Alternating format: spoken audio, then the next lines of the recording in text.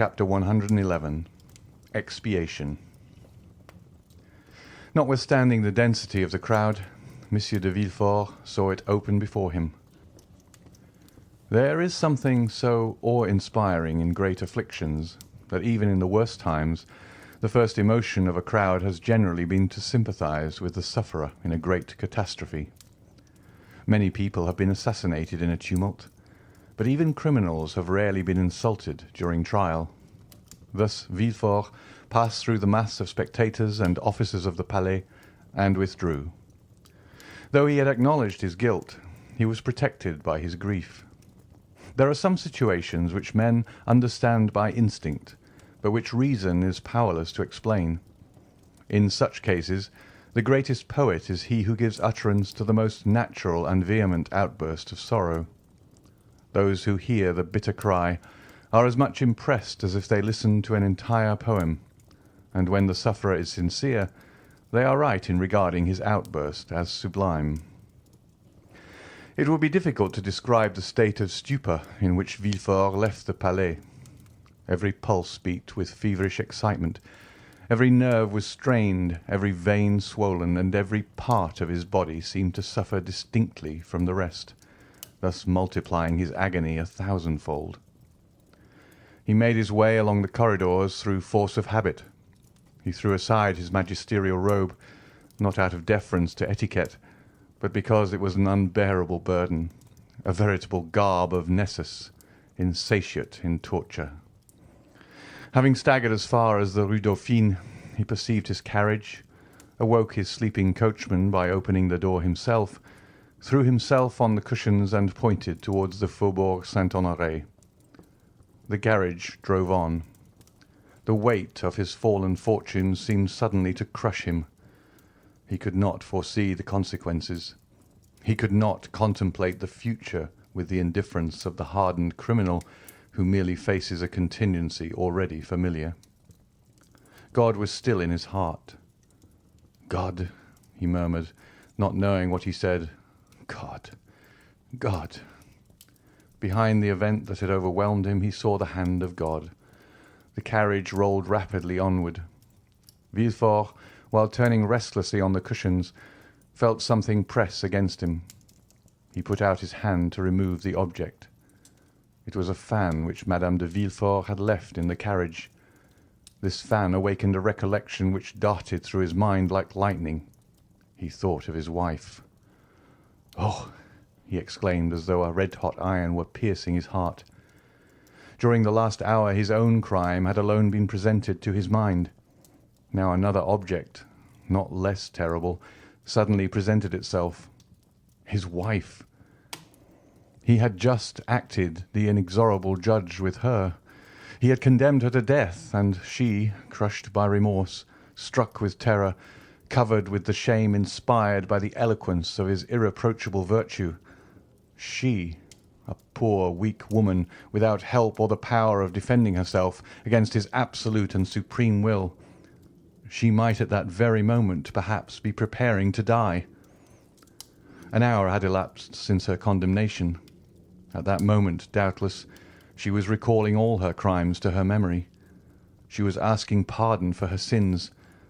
Perhaps she was even writing a letter, imploring forgiveness from her virtuous husband, a forgiveness she was purchasing with her death. Villefort again groaned with anguish and despair. "Ah!" he exclaimed, "that woman became criminal only from associating with me. I carried the infection of crime with me, and she has caught it as she would the typhus fever, the cholera, the plague. And yet I have punished her. I have dared to tell her, I have, repent and die. But no, she must not die. She shall live, and with me. We will flee from Paris and go as far as the earth reaches. I told her of the scaffold. Oh, heavens! I forgot that it awaits me also. How could I pronounce that word? Yes, we will fly. I will confess all to her. I will tell her daily that I also have committed a crime. Oh, what an alliance! The tiger and the serpent. Worthy wife of such as I am. She must live that my infamy may diminish hers." and Villefort dashed upon the window in front of the carriage. "Faster! Faster!" he cried, in a tone which electrified the coachman. The horses, impelled by fear, flew towards the house. "Yes, yes," repeated Villefort as he approached the home. "Yes, that woman must live. She must repent and educate my son, the sole survivor, with the exception of the indestructible old man, of the wreck of my house. She loves him. It was for his sake she has committed these crimes. We ought never to despair of softening the heart of a mother who loves her child. She will repent, and no one will know that she has been guilty. The events which have taken place in my house, though they now occupy the public mind, will be forgotten in time, or if, indeed, a few enemies should persist in remembering them, why then I will add them to my list of crimes. What will it signify if 1, 2, or 3 more are added? My wife and child shall escape from this gulf, carrying treasures with them. She will live and may yet be happy, since her child, in whom all her love is centred, will be with her. I shall have performed a good action, and my heart will be lighter." And the procureur breathed more freely than he had done for some time. The carriage stopped at the door of the house. Villefort leapt out of the carriage and saw that his servants were surprised at his early return. He could read no other expression in their features. Neither of them spoke to him. They merely stood aside to let him pass by as usual, nothing more. As he passed by Monsieur Noirtier's room, he perceived 2 figures through the half-open door, but he experienced no curiosity to know who was visiting his father. Anxiety carried him on further. "Come," he said as he ascended the stairs leading to his wife's room. "Nothing is changed here." He then closed the door of the landing. "No one must disturb us," he said. "I must speak freely to her, accuse myself, and say—" He approached the door, touched the crystal handle, which yielded to his hand. "Not locked?" he cried. "That is well." And he entered the little room in which Edward slept, for though the child went to school during the day, his mother could not allow him to be separated from her at night. With a single glance, Villefort's eye ran through the room. "Not here," he said. "Doubtless she is in her bedroom." He rushed towards the door, found it bolted, and stopped, shuddering. "Héloise!" he cried. He fancied he heard the sound of a piece of furniture being removed. "Héloise!" he repeated. "Who is there?" answered the voice of her he sought. He thought that voice more feeble than usual. "Open the door!" cried Villefort. "Open! It is I!" But notwithstanding this request, notwithstanding the tone of anguish in which it was uttered, the door remained closed. Villefort burst it open with a violent blow. At the entrance of the room which led to her boudoir, Madame de Villefort was standing erect, pale, her features contracted and her eyes glaring horribly. "Héloise! Héloise!" he said. "What is the matter? Speak!" The young woman extended her stiff white hands towards him. "It is done, monsieur," she said with a rattling noise which seemed to tear her throat. "What more do you want?" And she fell full length on the floor. Villefort ran to her and seized her hand, which convulsively clasped a crystal bottle with a golden stopper. Madame de Villefort was dead. Villefort, maddened with horror, stepped back to the threshold of the door, fixing his eyes on the corpse. "My son!" he exclaimed suddenly. "Where is my son? Edward! Edward!" And he rushed out of the room, still crying, "Edward! Edward!" The name was pronounced in such a tone of anguish that the servants ran up. "Where is my son?" asked Villefort. "Let him be removed from the house, that he may not see—" "Master Edward is not downstairs, sir," replied the valet. "Then he must be playing in the garden. Go and see." "No, sir. Madame de Villefort sent for him half an hour ago. He went into her room and has not been downstairs since." A cold perspiration burst out on Villefort's brow. His legs trembled, and his thoughts flew about madly in his brain like the wheels of a disordered watch. "In Madame de Villefort's room?" he murmured, and slowly returned, with one hand wiping his forehead, and with the other supporting himself against the wall. To enter the room he must again see the body of his unfortunate wife. To call Edward, he must reawaken the echo of that room which now appeared like a sepulchre. To speak seemed like violating the silence of the tomb. His tongue was paralyzed in his mouth. Edward, he stammered. Edward. The child did not answer. Where then could he be? If he had entered his mother's room and not since returned. He stepped forward. The corpse of Madame de Villefort was stretched across the doorway leading to the room in which Edward must be. Those glaring eyes seemed to watch over the threshold, and the lips bore the stamp of a terrible and mysterious irony. Through the open door was visible a portion of the boudoir, containing an upright piano and a blue satin couch. Villefort stepped forward 2 or 3 paces, and beheld his child lying, no doubt asleep, on the sofa. The unhappy man uttered an exclamation of joy.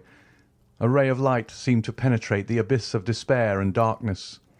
He had only to step over the corpse, enter the boudoir, take the child in his arms, and flee far, far away. Villefort was no longer the civilized man. He was a tiger hurt unto death, gnashing his teeth in his wound. He no longer feared realities but phantoms. He leapt over the corpse as if it had been burning brazier. He took the child in his arms, embraced him, shook him, called him. But the child made no response. He pressed his burning lips to the cheeks, but they were icy cold and pale. He felt the stiffened limbs. He pressed his hand upon the heart, but it no longer beat. The child was dead. A folded paper fell from Edward's breast. Villefort, thunderstruck, fell upon his knees. The child dropped from his arms and rolled on the floor by the side of its mother. He picked up the paper and, recognizing his wife's writing, ran his eyes rapidly over its contents. It ran as follows. "You know that I was a good mother, since it was for my son's sake I became a criminal. A good mother cannot depart without her son." Villefort could not believe his eyes. He could not believe his reason. He dragged himself towards the child's body and examined it as a lioness contemplates its dead cub. Then a piercing cry escaped from his breast, and he cried, "Still the hand of God!" The presence of the 2 victims alarmed him. He couldn't bear solitude shared only by 2 corpses. Until then, he had been sustained by rage, by his strength of mind, by despair, by the supreme agony which led the Titans to scale the heavens and Ajax to defy the gods. He now arose, his head bowed beneath the weight of grief, and shaking his damp, dishevelled hair, he who had never felt compassion for anyone determined to seek his father, that he might have someone to whom he could relate his misfortunes, someone by whose side he might weep. He descended the little staircase with which we are acquainted, and entered Noirtier's room. The old man appeared to be listening attentively, and as affectionately as his infirmities would allow, to the Abbé Busoni, who looked cold and calm as usual. Villefort, perceiving the abbé, passed his hand across his brow. He recollected the call he had made upon him after the dinner at Auteuil, and then the visit the abbé had himself paid to his house on the day of Valentine's death. "You here, sir!" he exclaimed. "Do you, then, never appear but to act as an escort to death?" Busoni turned around, and perceiving the excitement depicted on the magistrate's face, the savage lustre of his eyes, he understood that the revelation had been made at the assizes. But beyond this he was ignorant. "I came to pray over the body of your daughter," And now, why are you here?" "I come to tell you that you have sufficiently repaid your debt, and that from this moment I will pray to God to forgive you, as I do." "Good heavens!" exclaimed Villefort, stepping back fearfully. "Surely that is not the voice of the Abbé Busoni?" "No." The abbé threw off his wig, shook his head, and his hair, no longer confined, fell in black masses around his manly face. "It is the face of the Count of Monte Cristo!" exclaimed the procureur, with a haggard expression. "You are not exactly right, Monsieur Procureur. You must go farther back." That voice! That voice! Where did I first hear it?" "You heard it for the first time at Marseilles, 23 years ago, the day of your marriage with Mademoiselle de Saint-Méran. Refer to your papers." "You are not Busoni? You are not Monte Cristo? Oh, heavens! You are then some secret, implacable, and mortal enemy. I must have wronged you in some way at Marseilles. Oh, woe to me!" "Yes, you are now on the right path," said the Count, crossing his arms over his broad chest. "Search, search." "But what have I done to you?" exclaimed Villefort, whose mind was balancing between reason and insanity. In that cloud which is neither a dream nor reality. "What have I done to you? Tell me, then. Speak." "You condemned me to a horrible, tedious death. You killed my father. You deprived me of liberty, of love and happiness." "Who are you, then? Who are you?" "I am the spectre of a wretch you buried in the dungeons of the Château d'If. God gave that spectre the form of the Count of Monte Cristo when he at length issued from his tomb, enriched him with gold and diamonds, and led him to you." "Ah, I recognize you! I recognize you!" exclaimed the king's attorney. "You are—" "I am Edmond Dantès." "You are Edmond Dantès!" cried Villefort, seizing the Count by the wrist. "Then come here." And up the stairs he dragged Monte Cristo, who, ignorant of what had happened, followed him in astonishment, foreseeing some new catastrophe. "There, Edmond Dantès," he said, pointing to the bodies of his wife and child. "See, are you well avenged?" Monte Cristo became pale at this horrible sight. He felt that he had passed beyond the bounds of vengeance, and that he could no longer say, "God is for and with me." With an expression of indescribable anguish, he threw himself upon the body of the child, reopened its eyes, felt its pulse, and then rushed with him into Valentine's room, of which he double-locked the door. "My child!" cried Villefort. "He carries away the body of my child! Oh, curses! Woe! Death to you!" And he tried to follow Monte Cristo, but as though in a dream he was transfixed to the spot. His eyes glared as though they were starting through the sockets. He gripped the flesh on his chest until his nails were stained with blood.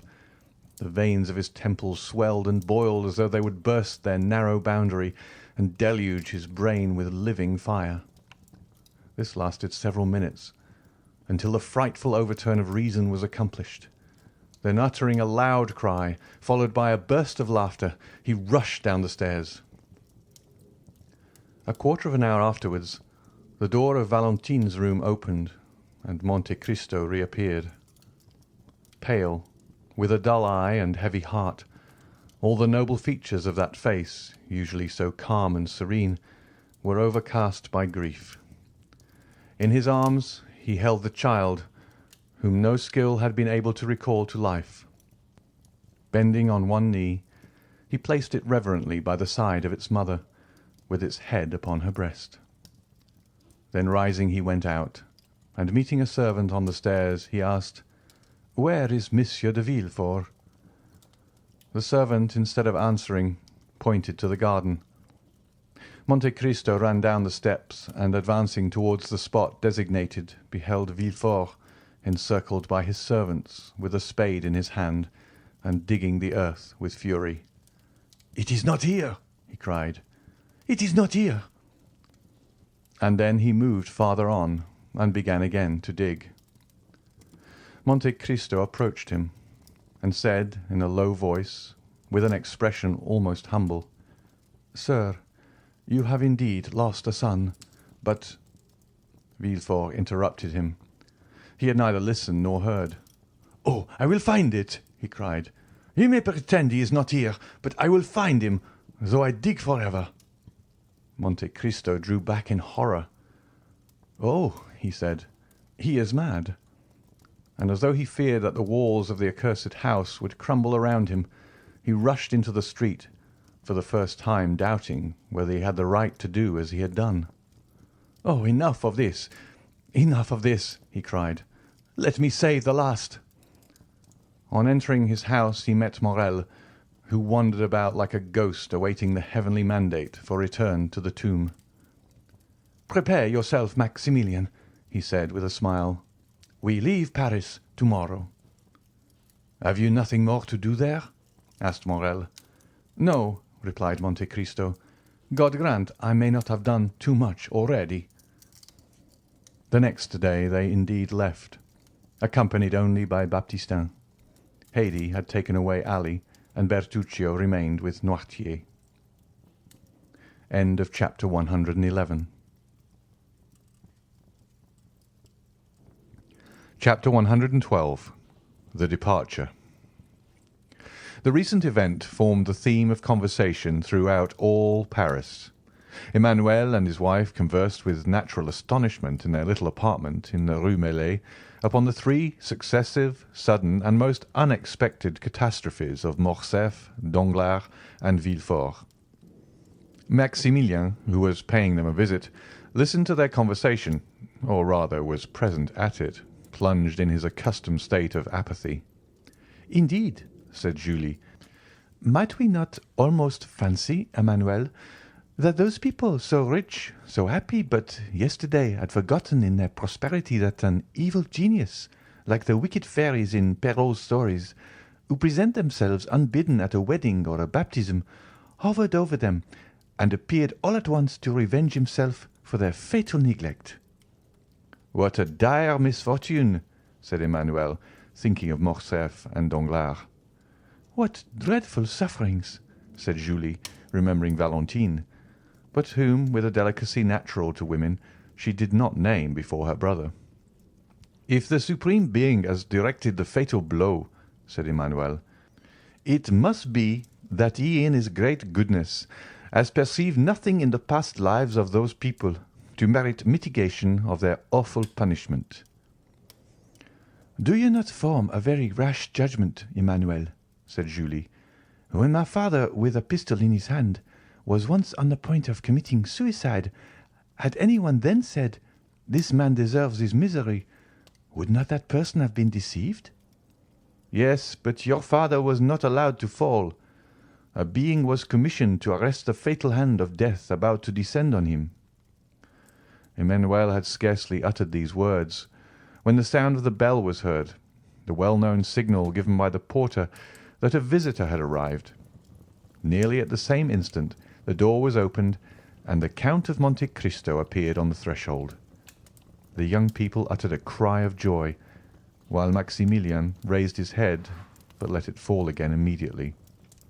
"Maximilian," said the Count, without appearing to notice the different impressions which his presence produced on the little circle, "I come to seek you." "To seek me?" repeated Morel, as if awakening from a dream. "Yes," said Monte Cristo. "Has it not been agreed that I should take you with me? And did I not tell you yesterday to prepare for departure?"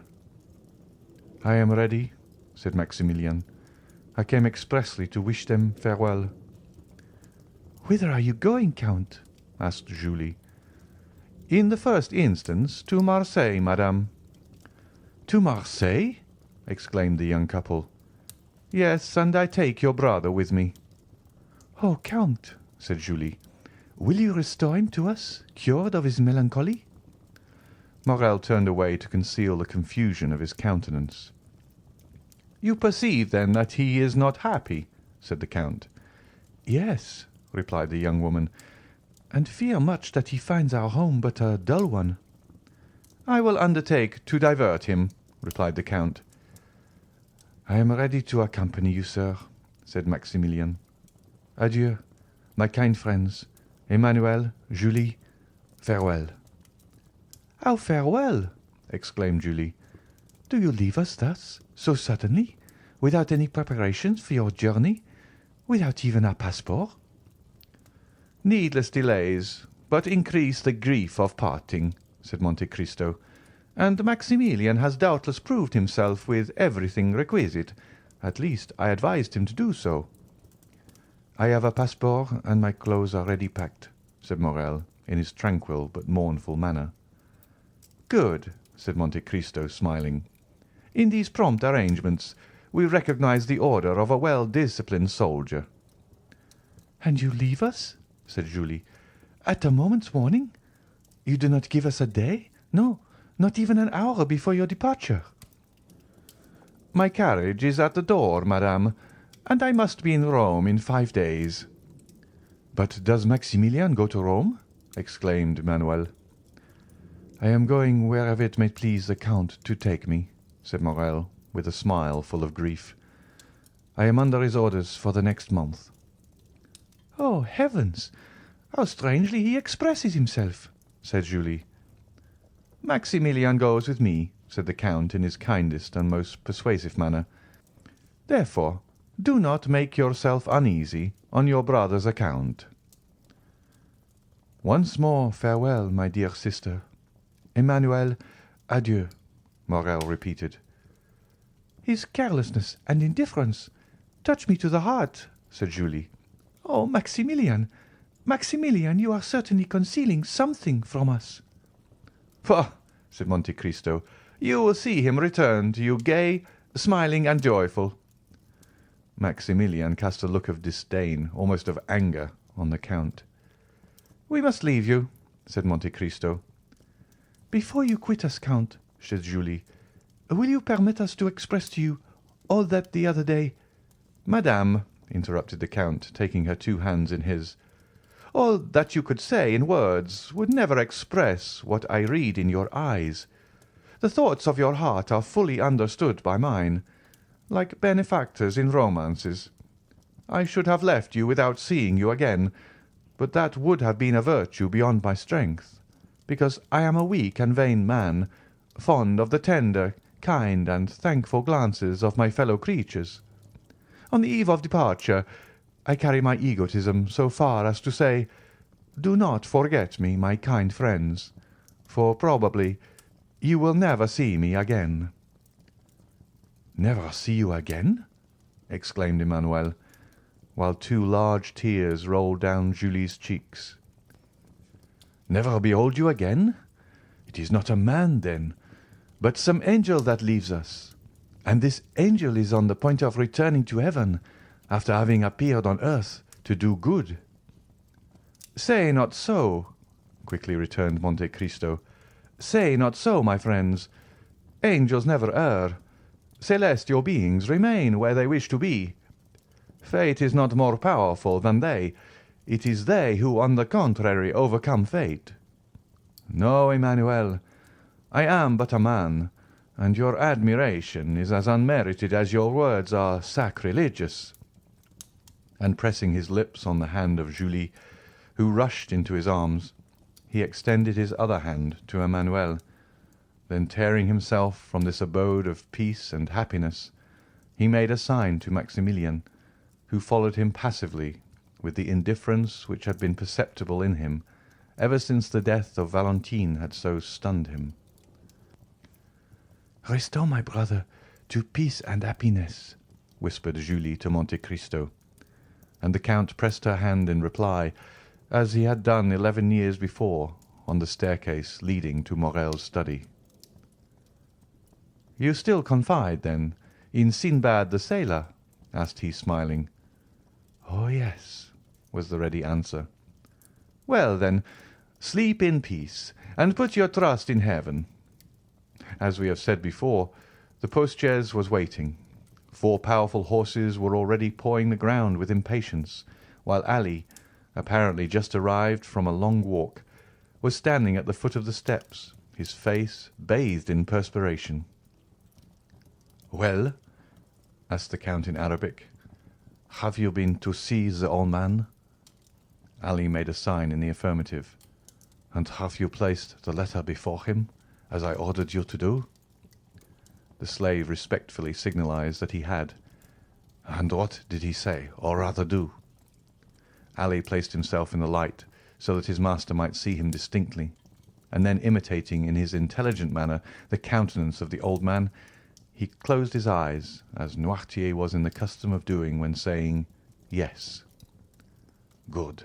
He accepts," said Monte Cristo. "Now let us go." These words had scarcely escaped him when the carriage was on its way, and the feet of the horses struck a shower of sparks from the pavement. Maximilian settled himself in his corner without uttering a word. Half an hour had passed when the carriage stopped suddenly. The Count had just pulled the silken check-string which was fastened to Ali's finger. The Nubian immediately descended and opened the carriage door. It was a lovely starlight night. They had just reached the top of the hill Villejuif, from whence Paris appears like a sombre sea, tossing its millions of phosphoric waves into light, waves indeed more noisy, more passionate, more changeable, more furious, more greedy than those of the tempestuous ocean, waves which never rest as those of the sea sometimes do, waves ever dashing, ever foaming, ever engulfing what falls within their grasp. The Count stood alone, and at a sign from his hand the carriage went on for a short distance. With folded arms he gazed for some time upon the great city. When he had fixed his piercing look on this modern Babylon, which equally engages the contemplation of the religious enthusiast, the materialist, and the scoffer. "Great city," murmured he, inclining his head and joining his hands as if in prayer. "Less than 6 months have elapsed since first I entered the gates. I believe that the Spirit of God led my steps to thee, and that he also enables me to quit thee in triumph. The secret cause of my presence within thy walls I have confided alone to him who only has had the power to read my heart. God only knows that I retire from thee without pride or hatred, but not without many regrets. He only knows that the power confided to me has never been made subservient to my personal good or to any useless cause. O great city, it is in thy palpitating bosom that I have found that which I sought. Like a patient miner, I have dug deep into thy very entrails to root out evil thence. Now my work is accomplished. My mission is terminated. Now thou canst neither afford me pain nor pleasure. Adieu, Paris. Adieu." His look wandered over the vast plain like that of some genius of the night. He passed his hand over his brow, got into the carriage. The door was closed on him, and the vehicle quickly disappeared down the other side of the hill in a whirlwind of noise and dust. 10 leagues were passed, and not a single word was uttered. Morrel was dreaming, and Monte Cristo was looking at the dreamer. "Morrel," said the Count to him at length, "do you repent having followed me?" "No, Count, but to leave Paris." "If I thought happiness might await you in Paris, Morrel, I would have left you there." "Valentine reposes within the walls of Paris, and to leave Paris is like losing her a second time." "Maximilian," said the Count, "the friends that we have lost do not repose in the bosom of the earth, but are buried deep in our hearts, and it has been thus ordained that we may always be accompanied by them. I have 2 friends who in this way never depart from me, the one who gave me being, and the one who conferred knowledge and intelligence on me. Their spirits live in me. I consult them when doubtful, and if ever do any good, it is due to their beneficent counsels. Listen to the voice of your heart, Morel, and ask it whether you ought to preserve this melancholy exterior towards me." "My friend," said Maximilian, "the voice of my heart is very sorrowful, and promises me nothing but misfortune." "It is the way of weakened minds to see everything through a black cloud. The soul forms its own horizons. Your soul is darkened, and consequently the sky of the future appears stormy and unpromising." "That may possibly be true," said Maximilian, and he again subsided into his thoughtful mood. The journey was performed with that marvellous rapidity which the unlimited power of the Count ever commanded. Towns fled from them like shadows on their path, and trees, shaken by the first winds of autumn, seemed like giants madly rushing on to meet them, and retreating as rapidly when once reached. The following morning they arrived at Châlons, where the Count's steamboat waited for them. Without the loss of an instant, the carriage was placed on board, and the two travellers embarked without delay. The boat was built for speed. Her two paddle wheels were like two wings with which she skimmed the water like a bird. Morel was not insensible to that sensation of delight which is generally experienced in passing rapidly through the air, and the wind which occasionally raised the hair from his forehead seemed on the point of dispelling momentarily the clouds collected there. As the distance increased between the travellers and Paris, almost superhuman serenity appeared to surround the Count. He might have been taken for an exile about to revisit his native land. Ere long, Marseille presented herself to view. Marseille, white, fervid, full of life and energy. Marseille, the younger sister of Tyre and Carthage, the successor of them in the empire of the Mediterranean. Marseille, old yet always young. Powerful memories were stirred within them by the sight of the Round Tower, Fort Saint-Nicolas, the city hall designed by Puget, the port with its brick quays, where they had both played in childhood, and it was with one accord that they stopped on the Canebière. A vessel was setting sail for Algiers, on board of which the bustle usually attending departure prevailed. The passengers and their relations crowded on the deck, friends taking a tender but sorrowful leave of each other, some weeping, others noisy in their grief. The whole forming a spectacle that might be exciting even to those who witnessed similar sights daily, but which had no power to disturb the current of thought that had taken possession of the mind of Maximilian from the moment he had set foot on the broad pavement of the quay. "Here," said he, leaning heavily on the arm of Monte Cristo, "here is the spot where my father stopped when the Pharaon entered the port. It was here that the good old man, whom you saved from death and dishonour, threw himself into my arms. I yet feel his warm tears on my face, and his were not the only tears shed, for many who witnessed our meeting wept also." Monte Cristo gently smiled and said, "I was there," at the same time pointing to the corner of a street. As he spoke, and in the very direction he indicated, a groan, expressive of bitter grief, was heard, and a woman was seen waving her hand to a passenger on board the vessel about to sail. Monte Cristo looked at her with an emotion that must have been remarked by Morel, had not his eyes been fixed on the vessel. "Oh, heavens!" exclaimed Morel. "I do not deceive myself. That young man who is waving his hat, that youth in the uniform of a lieutenant, is Albert de Morcerf." "Yes," said Monte Cristo, "I recognized him." "How so? You were looking the other way." The Count smiled, as he was in the habit of doing when he did not want to make any reply, and he again turned towards the veiled woman, who soon disappeared at the corner of the street. Turning to his friend, "Dear Maximilian," said the Count, "have you nothing to do in this land?" I have to weep over the grave of my father," replied Morel in a broken voice. "Well, then, go. Wait for me there, and I will soon join you." "You leave me, then?" "Yes, I also have a pious visit to pay."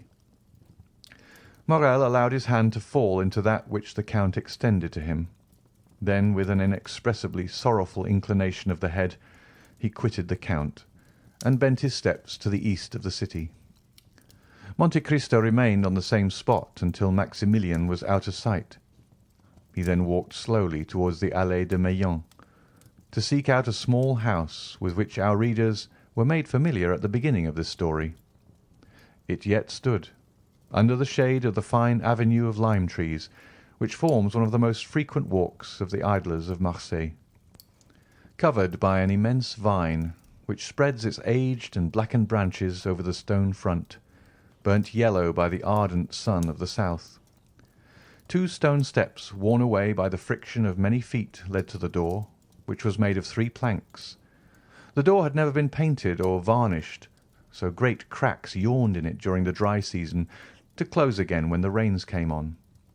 The house, with all its crumbling antiquity and apparent misery, was yet cheerful and picturesque, and was the same that old Dante formerly inhabited, the only difference being that the old man occupied merely the garret, while the whole house was now placed at the command of Mercédès by the Count. The woman whom the Count had seen leave the ship with so much regret entered this house. She had scarcely closed the door after her when Monte Cristo appeared at the corner of a street, so that he found and lost her again almost at the same instant.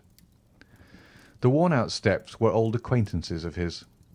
He knew better than any one else how to open that weather-beaten door, with a large headed nail which served to raise the latch within.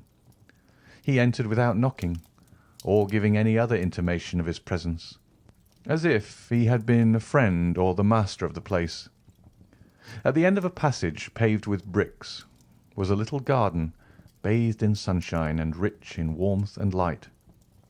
In this garden Mercédès had found, at the place indicated by the Count, the sum of money which he, through a sense of delicacy, had described as having been placed there 24 years previously.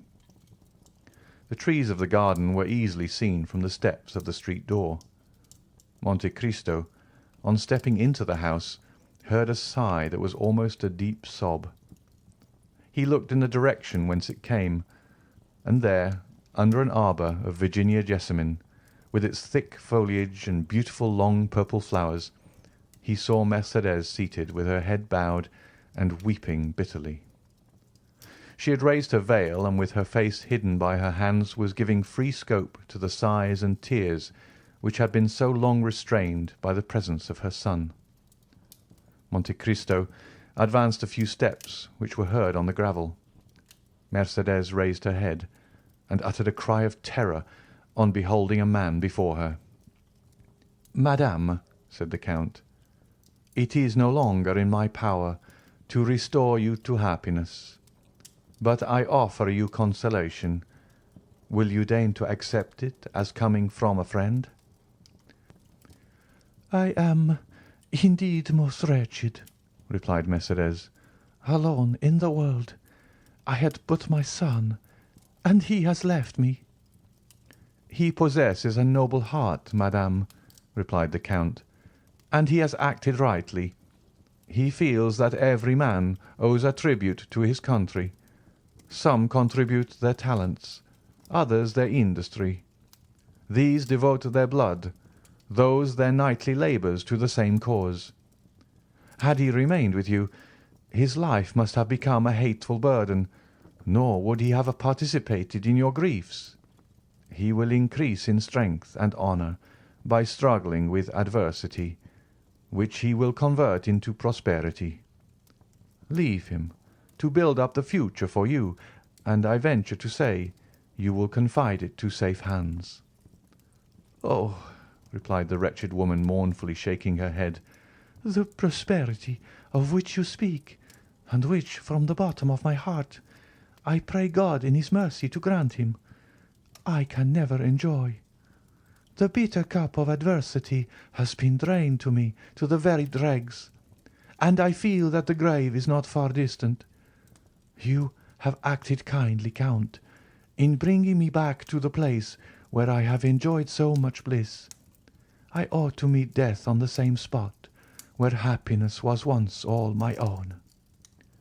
"Alas," said Monte Cristo, "your words sear and embitter my heart, the more so as you have every reason to hate me.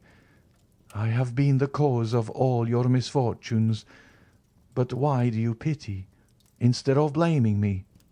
You render me still more unhappy." "Hate you? Blame you?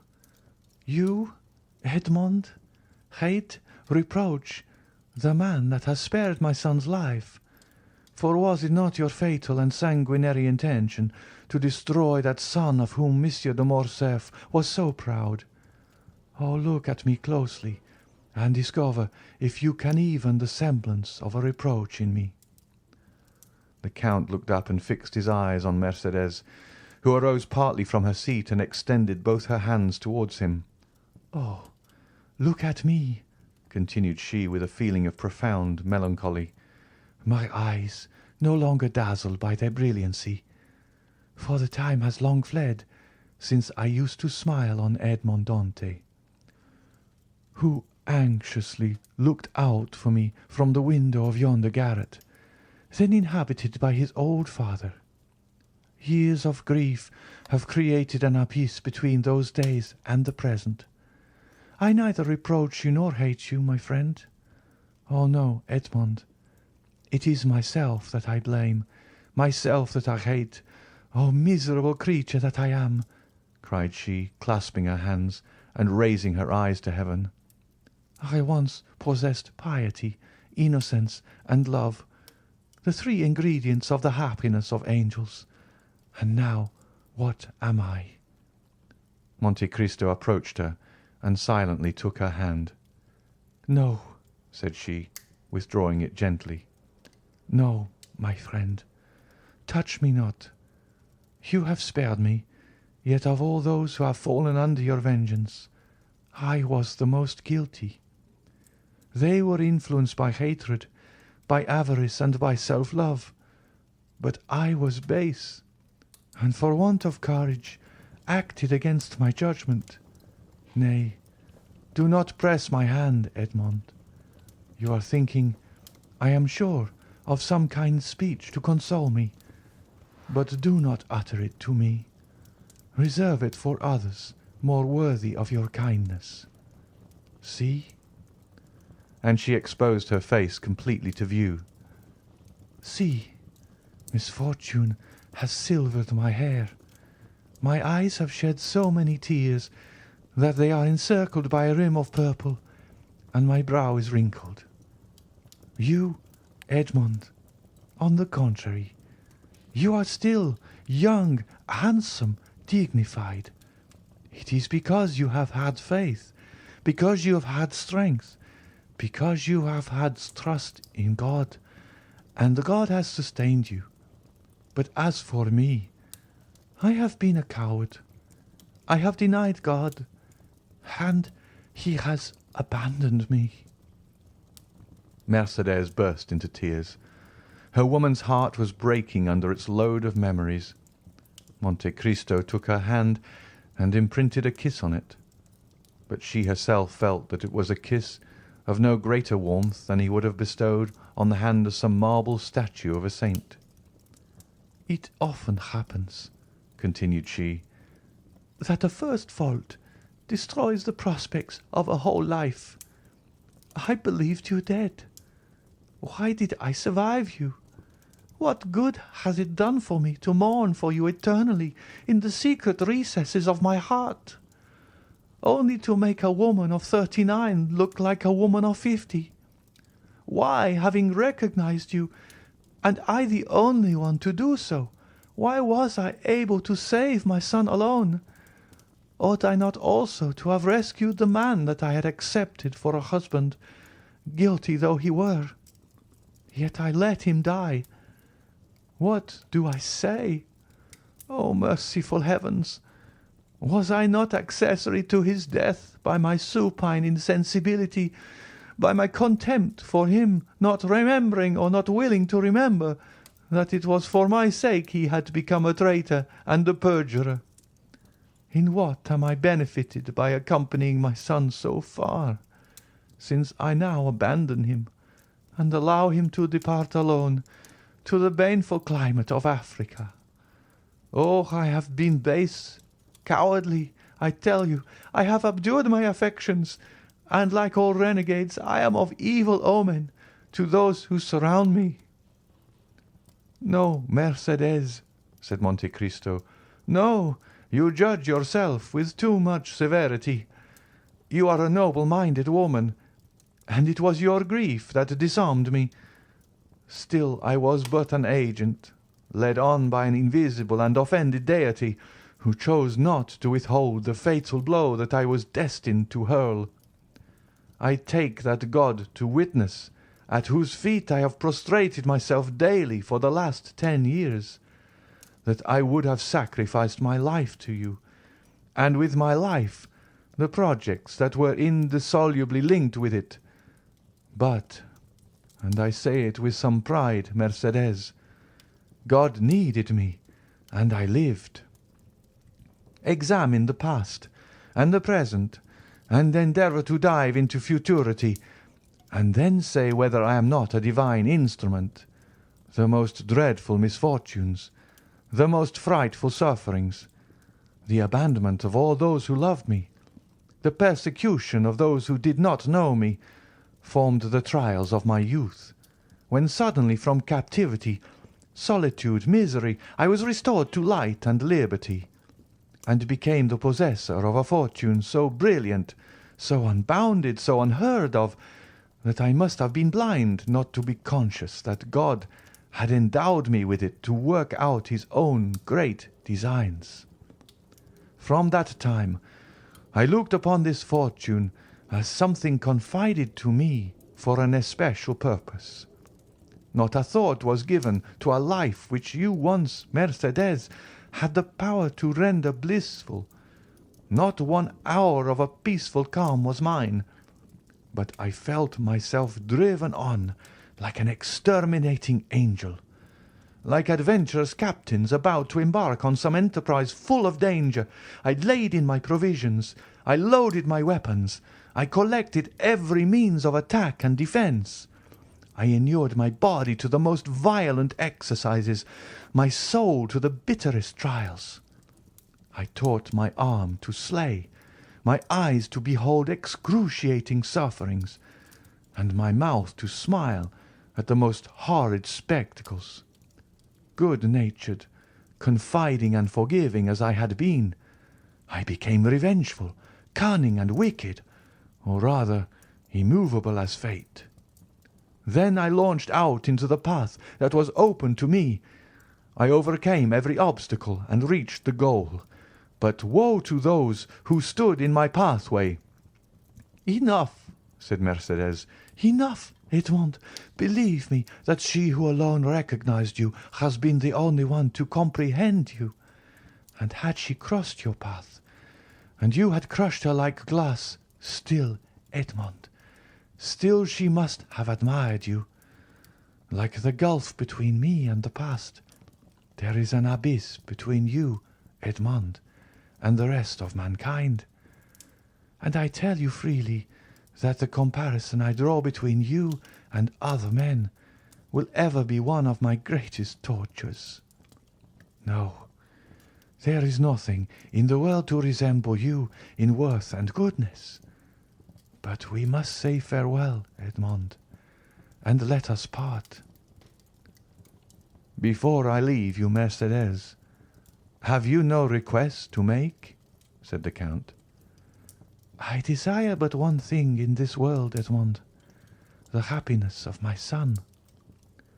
"Pray to the Almighty to spare his life, and I will take upon myself to promote his happiness." "Thank you, Edmond."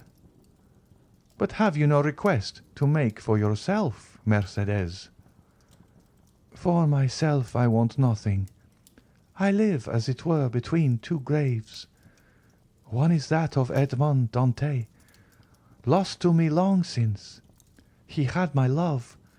That word ill becomes my faded lip now, but it is a memory dear to my heart, and one that I would not lose for all that the world contains. The other grave is that of the man who met his death from the hand of Edmond Dantès. I approve of the deed, but I must pray for the dead. Your son shall be happy, Mercédès, repeated the Count. Then I shall enjoy as much happiness as this world can possibly confer. But what are your intentions? To say that I shall live here, like the Mercédès of other times, gaining my bread by labour, would not be true, nor would you believe me. I have no longer the strength to do anything but to spend my days in prayer. However, I shall have no occasion to work, for the little sum of money buried by you, and which I found in the place you mentioned, will be sufficient to maintain me. Rumour will probably be busy respecting me, my occupations, my manner of living. That will signify but little. Mercédès, said the Count, I do not say it to blame you, but you made an unnecessary sacrifice in relinquishing the whole of the fortune amassed by Monsieur de Morcerf. Half of it at least by right belonged to you in virtue of your vigilance and economy. I perceive what you are intending to propose to me, but I cannot accept it, Edmond. My son would not permit it.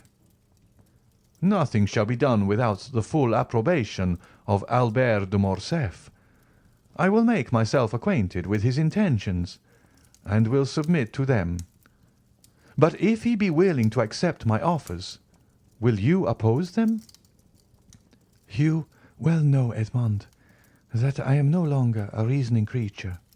I have no will, unless it be the will never to decide. I have been so overwhelmed by the many storms that have broken over my head that I am become passive in the hands of the Almighty, like a sparrow in the talons of an eagle. I live because it is not ordained for me to die. If succour be sent to me, I will accept it. Ah, madame, said Monte Cristo, you should not talk thus. It is not so we should evince our resignation to the will of heaven. On the contrary, we are all free agents. Alas, exclaimed Mercédès, if it were so, if I possessed free will, but without the power to render that will efficacious, it would drive me to despair. Monte Cristo dropped his head and shrank from the vehemence of her grief. Will you not even say, "You will see me again"? he asked. On the contrary, we shall meet again, said Mercédès, pointing to heaven with solemnity. I tell you so, to prove to you that I still hope. And after pressing her own trembling hand upon that of the Count, Mercédès rushed up the stairs and disappeared. Monte Cristo slowly left the house and turned towards the quay. But Mercédès did not witness his departure, although she was seated at the little window of the room which had been occupied by old Dante. Her eyes were straining to see the ship which was carrying her son over the vast sea, but still her voice involuntarily murmured softly, "Edmond, Edmond, Edmond." End of chapter 112. Chapter 113. The Past. The Count departed with a sad heart from the house in which he had left Mercédès, probably never to behold her again. Since the death of little Edward, a great change had taken place in Monte Cristo. Having reached the summit of his vengeance by a long and tortuous path, he saw an abyss of doubt yawning before him. More than this, The conversation which had just taken place between Mercédès and himself had awakened so many recollections in his heart that he felt it necessary to combat with them. A man of the Count's temperament could not long indulge in that melancholy which can exist in common minds, but which destroys superior ones. He thought he must have made an error in his calculations if he now found cause to blame himself. "I cannot have deceived myself," he said. "I must look upon the past in a false light. What?" he continued. "Can I have been following a false path? Can the end which I proposed be a mistaken end? Can 1 hour have sufficed to prove to an architect that the work upon which he founded all his hopes was an impossible if not a sacrilegious undertaking? I cannot reconcile myself to this idea. It would madden me.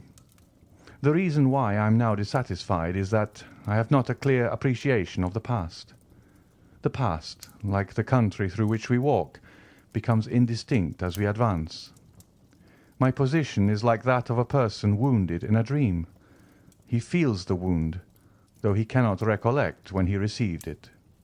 Come, then, thou regenerate man, thou extravagant prodigal, thou awakened sleeper, thou all-powerful visionary, thou invincible millionaire. Once again review thy past life of starvation and wretchedness. Revisit the scenes where fate and misfortune conducted, and where despair received thee. Too many diamonds, too much gold and splendour are now reflected by the mirror in which Monte Cristo seeks to behold Dante. Hide thy diamonds, bury thy gold, shroud thy splendour, exchange riches for poverty, liberty for a prison, a living body for a corpse." As he thus reasoned, Monte Cristo walked down the Rue de la Caisserie. It was the same through which 24 years ago he had been conducted by a silent and nocturnal guard. The houses, today so smiling and animated, were on that dark night mute and closed. "And yet they were the same," murmured Monte Cristo. "Only now it is a broad daylight instead of night. It is the sun which brightens the place and makes it appear so cheerful." He proceeded towards the quay by the Rue Saint-Laurent and advanced to the consigne. It was the point where he had embarked. A pleasure boat with striped awning was going by. Monte Cristo called the owner, who immediately rowed up to him with the eagerness of a boatman hoping for a good fare. The weather was magnificent, and the excursion a treat. The sun, red and flaming, was sinking into the embrace of the welcoming ocean. The sea, smooth as crystal, was now and then disturbed by the leaping of fish, which were pursued by some unseen enemy, and sought for safety in another element, while on the extreme verge of the horizon might be seen the fishermen's boats, white and graceful as the seagull, or the merchant vessels bound for Corsica or Spain. But notwithstanding the serene sky, the gracefully formed boats, and the golden light in which the whole scene was bathed, the Count of Monte Cristo, wrapped in his cloak, could think only of this terrible voyage, the details of which were one by one recalled to his memory. The solitary light burning at the Catalans, that first sight of the Château d'If which told him whither they were leading him, the struggle with the gendarme when he wished to throw himself overboard, his despair when he found himself vanquished, and the sensation when the muzzle of the carbine touched his forehead. All these were brought before him in vivid and frightful reality, like the streams which the heat of the summer has dried up, and which, after the autumnal storms, gradually begin oozing drop by drop. So did the Count feel his heart gradually fill with the bitterness which formerly nearly overwhelmed Edmond Dantès. Clear sky, swift flitting boats, and brilliant sunshine disappeared. The heavens were hung with black, and the gigantic structure of the Château d'If seemed like the phantom of a mortal enemy. As they reached the shore, the Count instinctively shrunk to the extreme end of the boat, and the owner was obliged to call out in his sweetest tone of voice, "Sir, we are at the landing." Monte Cristo remembered that on the very spot on the same rock he had been violently dragged by the guards, who forced him to ascend the slope at the points of their bayonets. The journey had seemed very long to Dante, but Monte Cristo found it equally short. Each stroke of the oar seemed to awaken a new throng of ideas which sprang up with the flying spray of the sea. There had been no prisoners confined in the Château d'If since the Revolution of July. It was only inhabited by a guard, kept there for the prevention of smuggling. A concierge waited at the door to exhibit to visitors this monument of curiosity, once a scene of terror. The Count inquired whether any of the ancient jailers were still there, but they had all been pensioned or had passed on to some other employment. The concierge who attended him had only been there since 1830. He visited his own dungeon. He again beheld the dull light vainly endeavouring to penetrate the narrow opening. His eyes rested upon the spot where had stood his bed, since then removed, and behind the bed the new stones indicated where the breach made by the Abbé Faria had been. Monte Cristo felt his limbs tremble. He seated himself upon a log of wood. "Are there any stories connected with this prison besides the one relating to the poisoning of Mirabeau?" asked the Count. "Are there any traditions respecting these dismal abodes, in which it is difficult to believe men can ever have imprisoned their fellow creatures?" "Yes, sir. Indeed, the jailer Antoine told me one connected with this very dungeon." Monte Cristo shuddered. Antoine had been his jailer. He had almost forgotten his name and face, but at the mention of the name he recalled his person as he used to see it. The face encircled by a beard, wearing the brown jacket, the bunch of keys, the jingling of which he still seemed to hear. The Count turned around and fancied he saw him in the corridor, rendered still darker by the torch carried by the concierge. "Would you like to hear the story, sir?" "Yes, relate it," said Monte Cristo, pressing his hand to his heart to still its violent beatings. He felt afraid of hearing his own history. "This dungeon," said the concierge, "was, it appears, some time ago occupied by a very dangerous prisoner, the more so since he was full of industry. Another person was confined in the chateau at the same time, but he was not wicked. He was only a poor mad priest." "Ah, indeed. Mad?" repeated Monte Cristo. "And what was his mania?" "He offered millions to anyone who would set him at liberty." Monte Cristo raised his eyes, but he could not see the heavens. There was a stone veil between him and the firmament.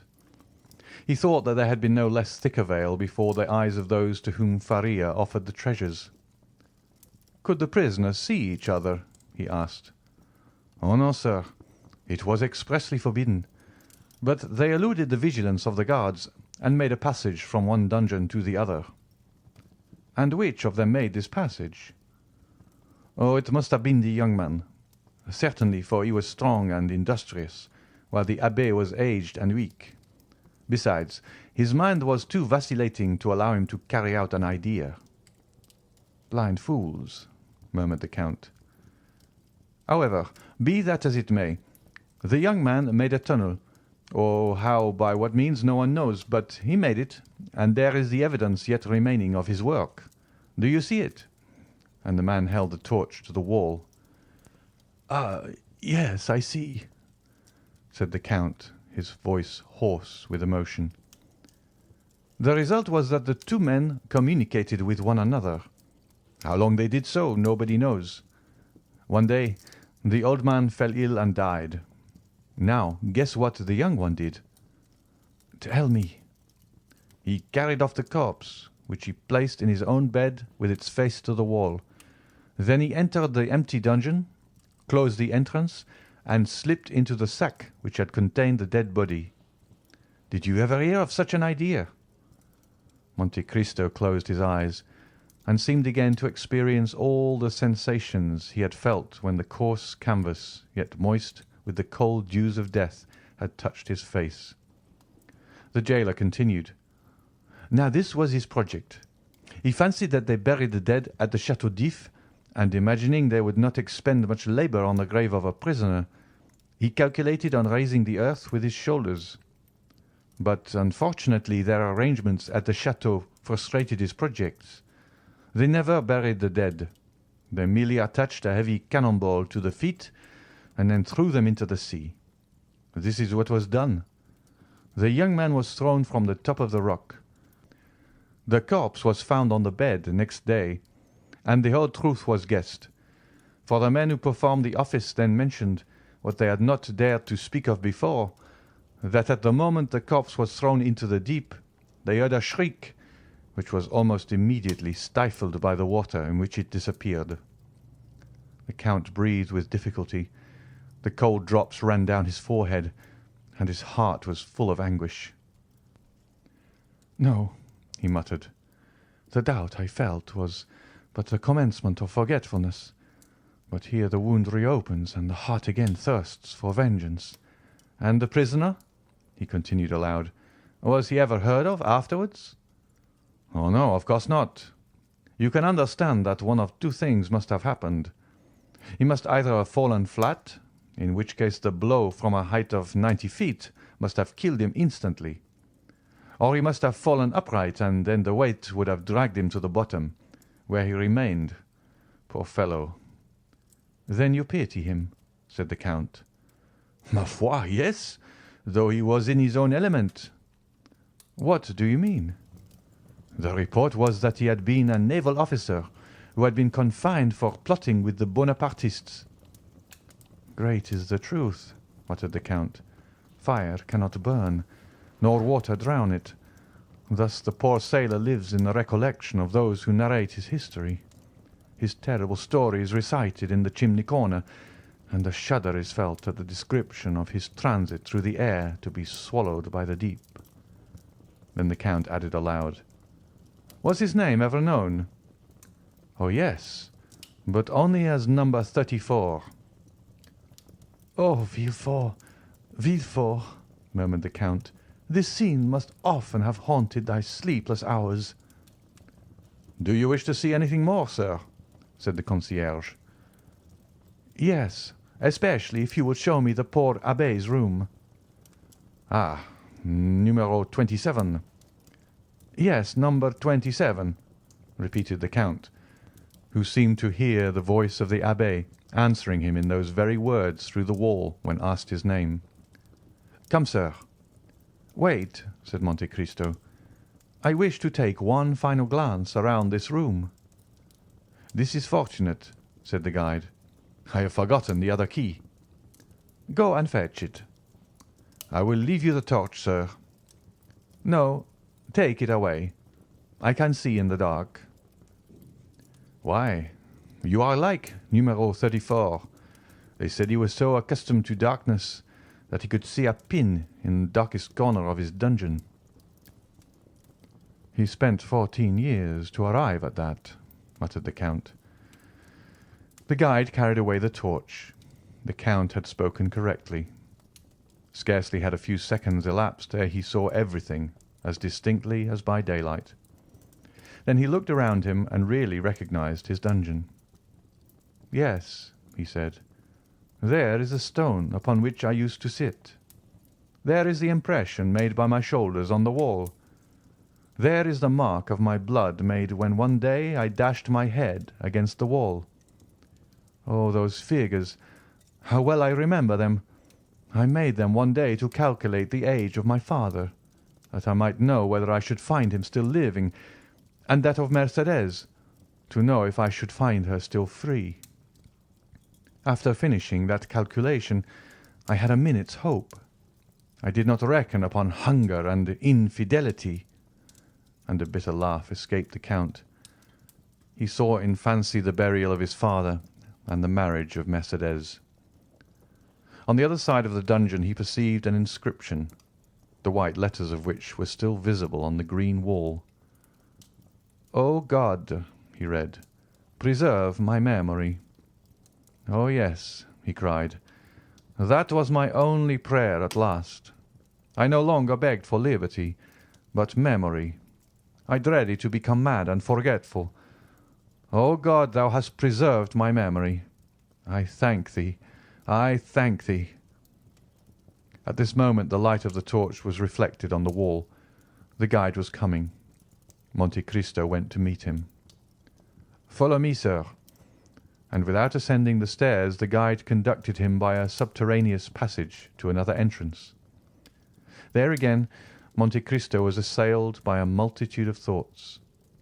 The first thing that met his eye was the meridian drawn by the abbé on the wall, by which he calculated the time. Then he saw the remains of the bed on which the poor prisoner had died. The sight of this, instead of exciting the anguish experienced by the Count in the dungeon, filled his heart with a soft and grateful sentiment, and tears fell from his eyes. "This is where the mad abbé was kept, sir, and that is where the young man entered." And the guide pointed to the opening, which had remained unclosed. "From the appearance of the stone," he continued, "a learned gentleman discovered that the prisoners might have communicated together for 10 years. Poor things! Those must have been 10 weary years." Dante took some louis from his pocket and gave them to the man who had twice unconsciously pitied him. The guide took them, thinking them merely a few pieces of little value, but the light of the torch revealed their true worth. "Sir," he said, "you have made a mistake. You have given me gold." "I know it." The concierge looked upon the Count with surprise. "Sir," he cried, scarcely able to believe his good fortune. "Sir, I cannot understand your generosity." "Oh, it is very simple, my good fellow. I have been a sailor, and your story touched me more than it would others." "Then, sir, since you are so liberal, I ought to offer you something." "What have you to offer me, my friend? Shells? Straw work? Thank you." "No, sir, neither of those. Something connected with this story." "Really? What is it?" "Listen," said the guide. "I said to myself, something is always left in a cell inhabited by one prisoner for 15 years. So I began to sound the wall." "Ah!" cried Monte Cristo, remembering the abbé's 2 hiding places. "After some search, I found that the floor gave a hollow sound near the head of the bed and at the hearth." "Yes," said the Count, "yes." "I raised the stones and found a rope ladder and some tools." "How do you know that?" asked the guide in astonishment. "I do not know. I only guess it, because that sort of thing is generally found in prisoners' cells." "Yes, sir, a rope ladder and tools." "And have you them yet?" "No, sir. I sold them to visitors who considered them great curiosities. But I have still something left." "What is it?" asked the Count impatiently. "A sort of book written upon strips of cloth." "Go and fetch it, my good fellow, and if it be what I hope, you will do well." "I will run for it, sir." And the guide went out. Then the Count knelt down by the side of the bed, which death had converted into an altar. "O second father," he exclaimed, "thou who hast given me liberty, knowledge, riches, thou who, like beings of a superior order to ourselves, couldst understand the science of good and evil, if in the depths of the tomb there still remains something within us which can respond to the voice of those who are left on earth, if after death the soul ever revisit the places where we have lived and suffered, then, noble heart, sublime soul, then I conjure thee, by the paternal love thou didst bear me, by the filial obedience I vowed to thee, grant me some sign, some revelation. Remove from me the remains of doubt, which, if it change not to conviction, must become remorse." The Count bowed his head and clasped his hands together. "Here, sir," said a voice behind him. Monte Cristo shuddered and arose. The concierge held out the strips of cloth upon which the Abbé Faria had spread the riches of his mind. The manuscript was the great work by the Abbé Faria upon the kingdoms of Italy. The Count seized it hastily. His eyes immediately fell upon the epigraph, and he read, Thou shalt tear out the dragon's teeth, and shalt trample the lions under foot, saith the Lord." "Ah!" he exclaimed, "here is my answer. Thanks, father, thanks." And feeling in his pocket, he took thence a small pocket-book which contained 10 banknotes, each of 1,000 francs. "Here," he said, "take this pocket-book." "Do you give it to me?" "Yes, but only on one condition, that you will not open it till I am gone." And placing in his breast the treasure he had just found, which was more valuable to him than the richest jewel, he rushed out of the corridor, and reaching his boat, cried, "To Marseille!" Then as he departed he fixed his eyes upon the gloomy prison. "Woe," he cried, "to those who confined me in that wretched prison, and woe to those who forgot that I was there!" As he repassed the Catalans, the Count turned around and, burying his head in his cloak, murmured the name of a woman. The victory was complete. Twice he had overcome his doubts. The name he pronounced in a voice of tenderness, amounting almost to love, was that of Haydée. On landing, the Count turned towards the cemetery, where he felt sure of finding Morel. He, too, 10 years ago, had piously sought out a tomb, and sought it vainly. He, who returned to France with millions, had been unable to find the grave of his father, who had perished from hunger. Morel had indeed placed a cross over the spot, but it had fallen down, and the grave-digger had burnt it, as he did all the old wood in the churchyard. The worthy merchant had been more fortunate. Dying in the arms of his children, he had been by them laid by the side of his wife, who had preceded him in eternity by 2 years. 2 large slabs of marble, on which were inscribed their names, were placed on either side of a little enclosure, railed in and shaded by 4 cypress trees. Morel was leaning against one of these, mechanically fixing his eyes on the graves. His grief was so profound that he was nearly unconscious. "Maximilian," said the Count, "you should not look on the graves, but there," and he pointed upwards. "The dead are everywhere," said Morel. "Did you not yourself tell me so as we left Paris?" "Maximilian," said the Count, "you asked me during the journey to allow you to remain some days at Marseille. Do you still wish to do so?" "I have no wishes, Count. Only I fancy I could pass the time less painfully here than anywhere else." "So much the better, for I must leave you. But I carry your word with me, do I not?" "Ah, Count, I shall forget it."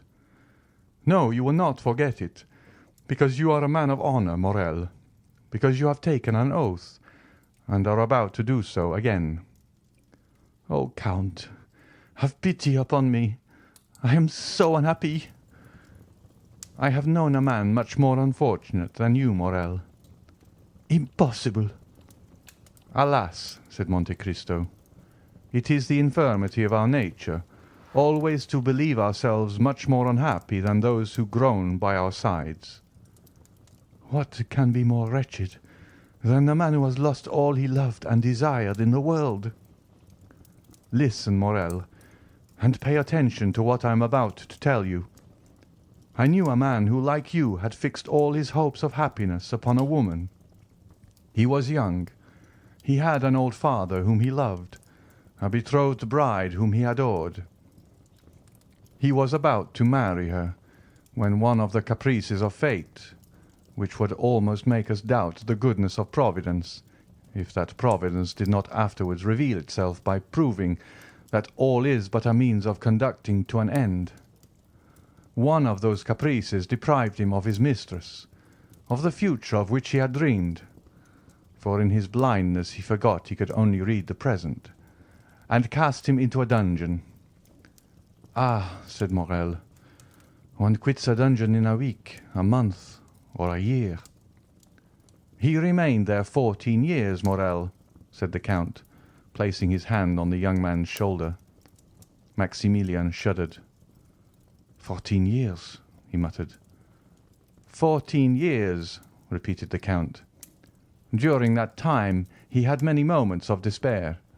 He also, Morel, like you, considered himself the unhappiest of men. Well? asked Morel. Well, at the height of his despair, God assisted him through human means. At first, perhaps, he did not recognize the infinite mercy of the Lord, but at last he took patience and waited. One day he miraculously left the prison, transformed, rich, powerful.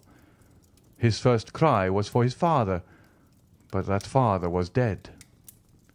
My father, too, is dead, said Morel. Yes, but your father died in your arms, happy, respected, rich, and full of years. His father died poor, despairing, almost doubtful of Providence, and when his son sought his grave 10 years afterwards, his tomb had disappeared, and no one could say, "There sleeps the father you loved so well." "Oh!" exclaimed Morel. "He was, then, a more unhappy son than you, Morel, for he could not even find his father's grave." "But then he had the woman he loved still remaining." "You are deceived, Morel. That woman—" "She was dead?" "Worse than that. She was faithless, and had married one of the persecutors of her betrothed. You see, then, Morel, that he was a more unhappy lover than you." "And has he found consolation?" "He has at last found peace." "And does he ever expect to be happy?" "He hopes so, Maximilian." The young man's head fell on his breast.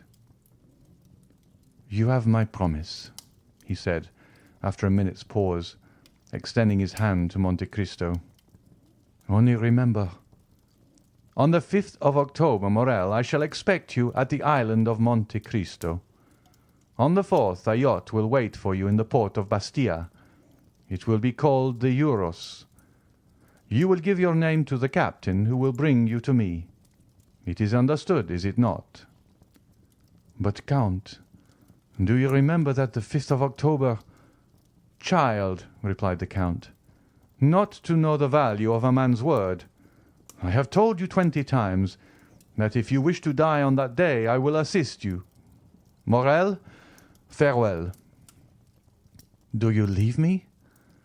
"Yes. I have business in Italy.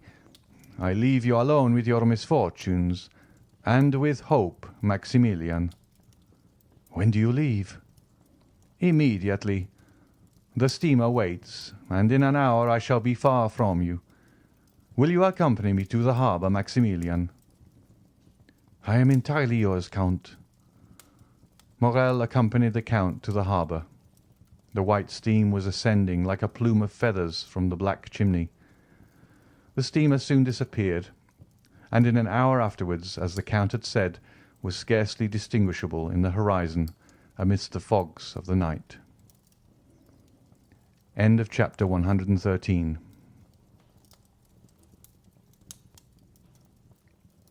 Chapter 114.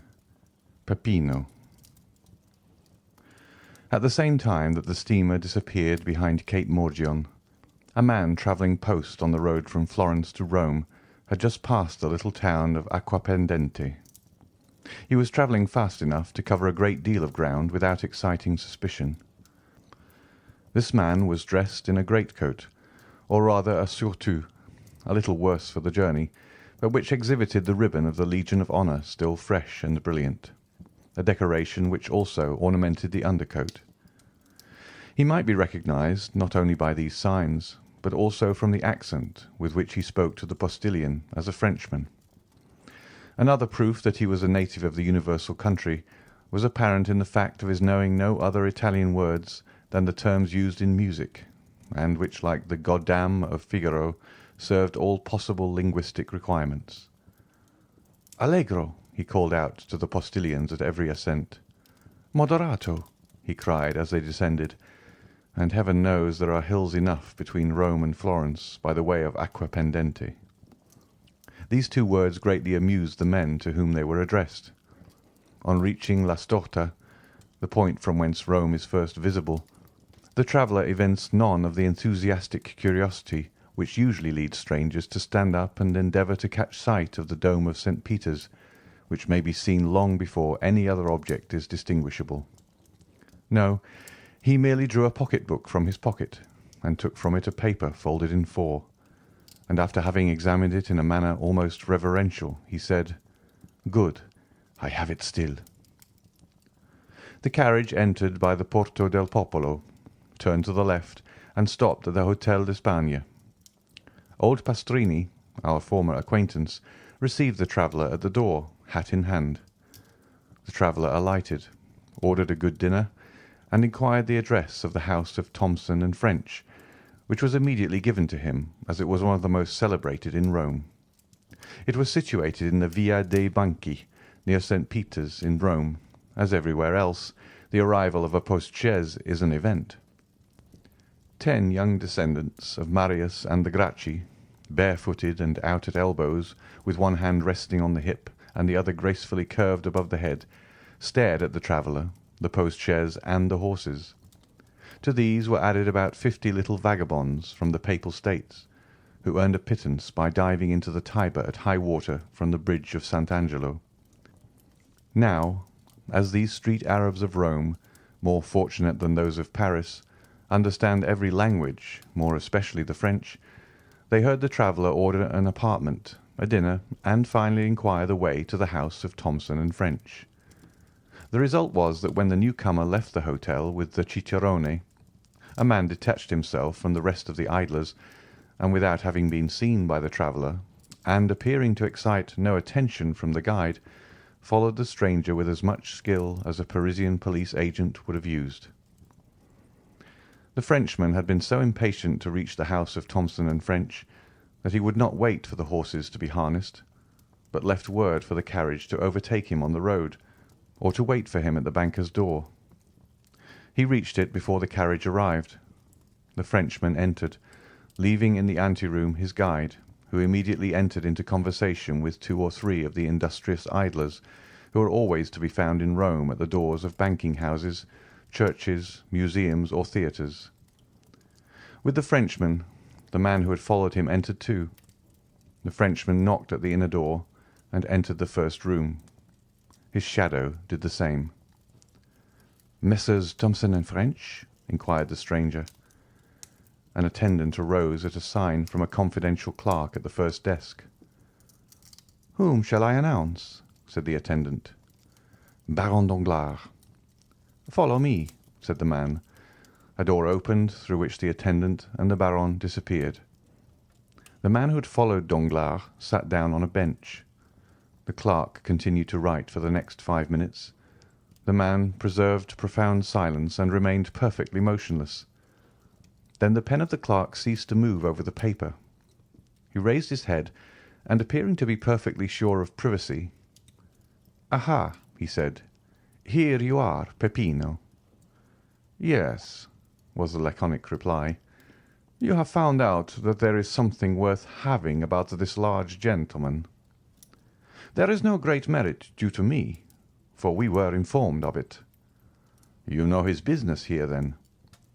"Pardieu, he has come to draw, but I don't know how much." "You will know presently, my friend." "Very well, only do not give me false information, as you did the other day." "What do you mean? Of whom do you speak? Was it the Englishman who carried off 3,000 crowns from here the other day?" "No, he really had 3,000 crowns, and we found them. I mean the Russian prince, who you said had 30,000 livres, and we only found 22,000. You must have searched badly." "Luigi Vampa himself searched." "Indeed. But you must let me make my observations, or the Frenchman will transact his business without my knowing the sum."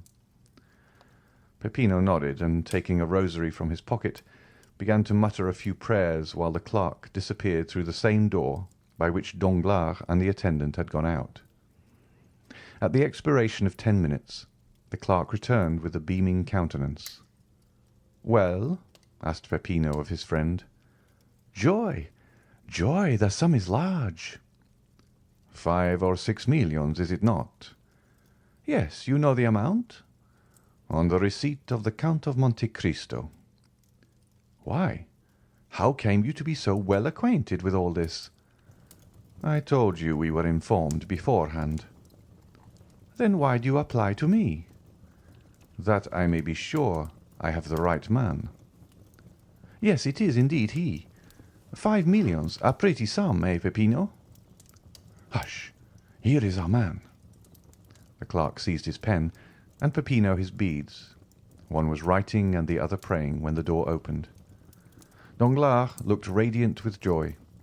The banker accompanied him to the door. Peppino followed Danglars.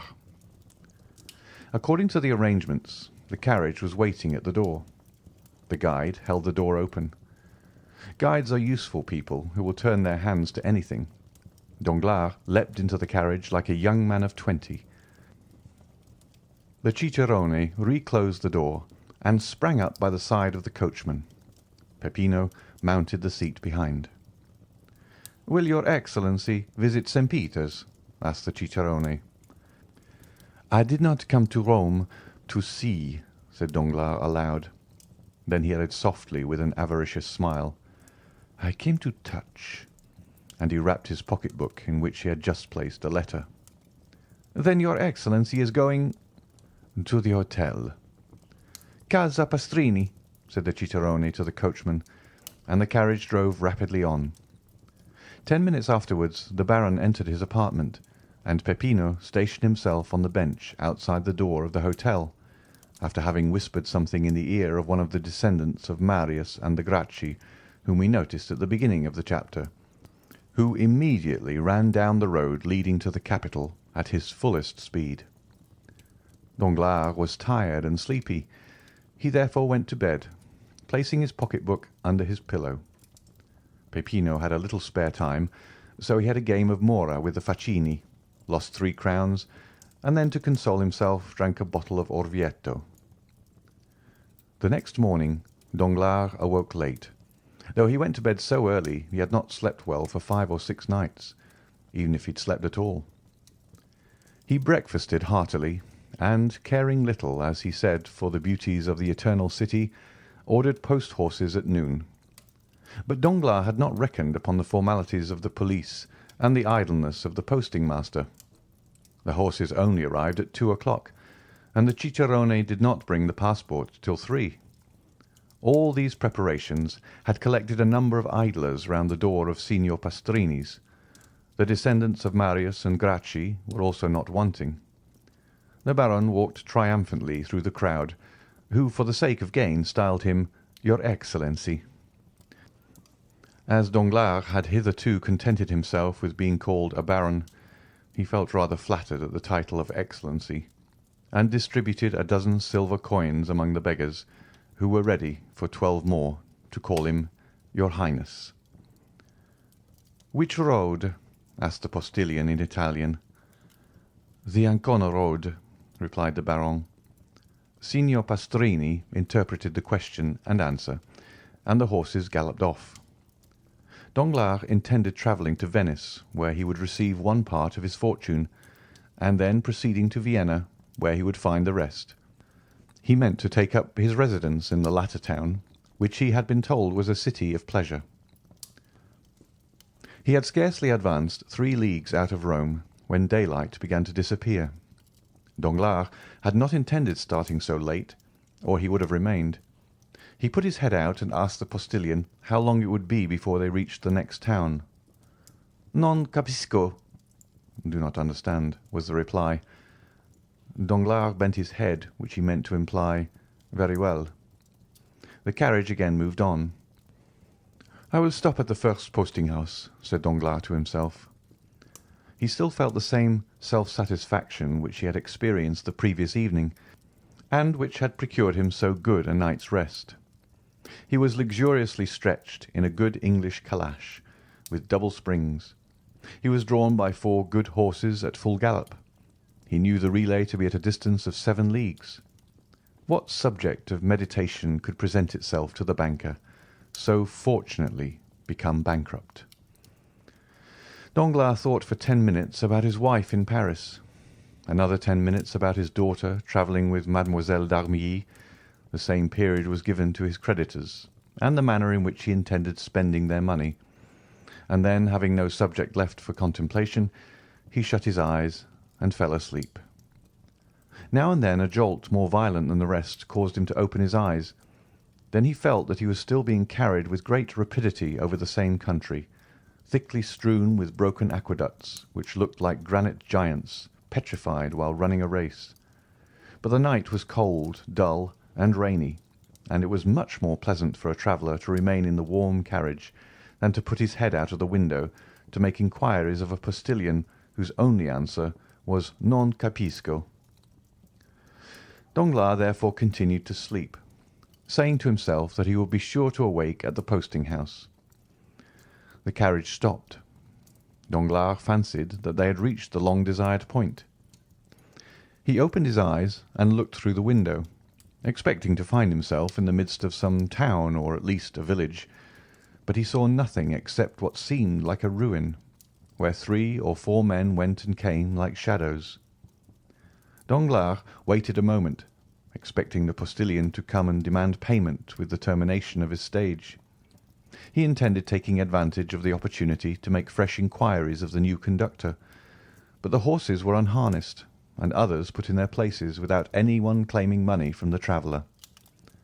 Danglars, astonished, opened the door, but a strong hand pushed him back, and the carriage rolled on. The Baron was completely roused. "Eh," he said to the postilion. "Eh, mio caro?" This was another little piece of Italian the Baron had learned from hearing his daughter sing Italian duets with Cavalcanti. But mio caro did not reply. Danglars then opened the window. "Come, my friend," he said, thrusting his hand through the opening.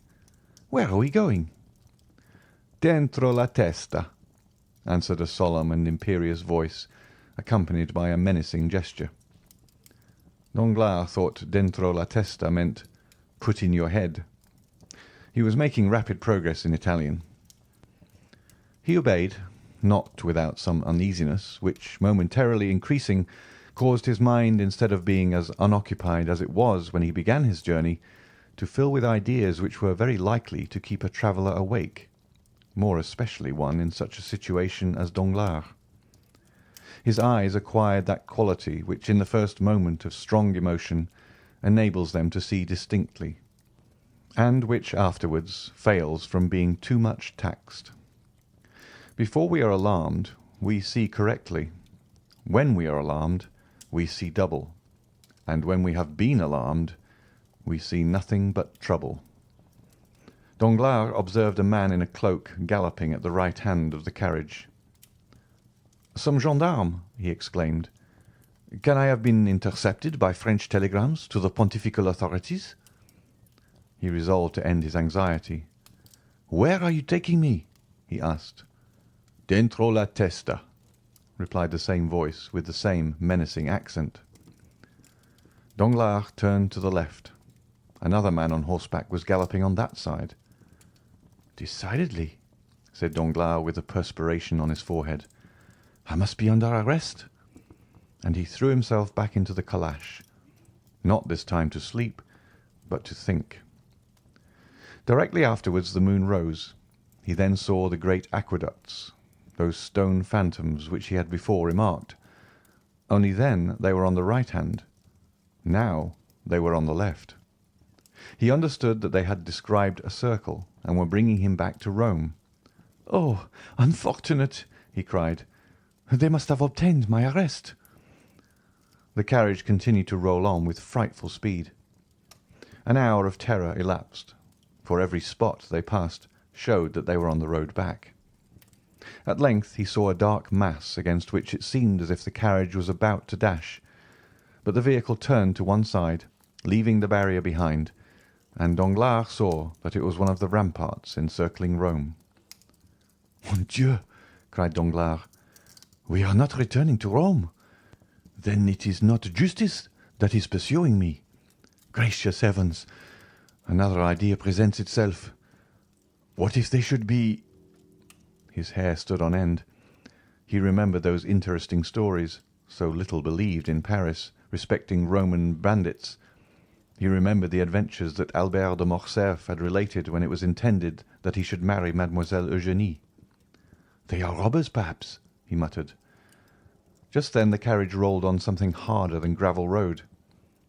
Danglars hazarded a look on both sides of the road, and perceived monuments of a singular form, and his mind now recalled all the details Morcerf had related, and comparing them with his own situation, he felt sure that he must be on the Appian Way. On the left, in a sort of valley, he perceived a circular excavation. It was Caracalla's circus. On a word from the man who rode at the side of the carriage, it stopped. At the same time, the door was open. "Scendi!" exclaimed a commanding voice. Danglars instantly descended. Although he did not yet speak Italian, he understood it very well. More dead than alive, he looked around him. 4 men surrounded him, besides the postilion. "Di qua," said one of the men, descending a little path leading out of the Appian Way. Danglars followed his guide without opposition, and had no occasion to turn around to see whether the 3 others were following him. Still, it appeared as though they were stationed at equal distances from one another, like sentinels.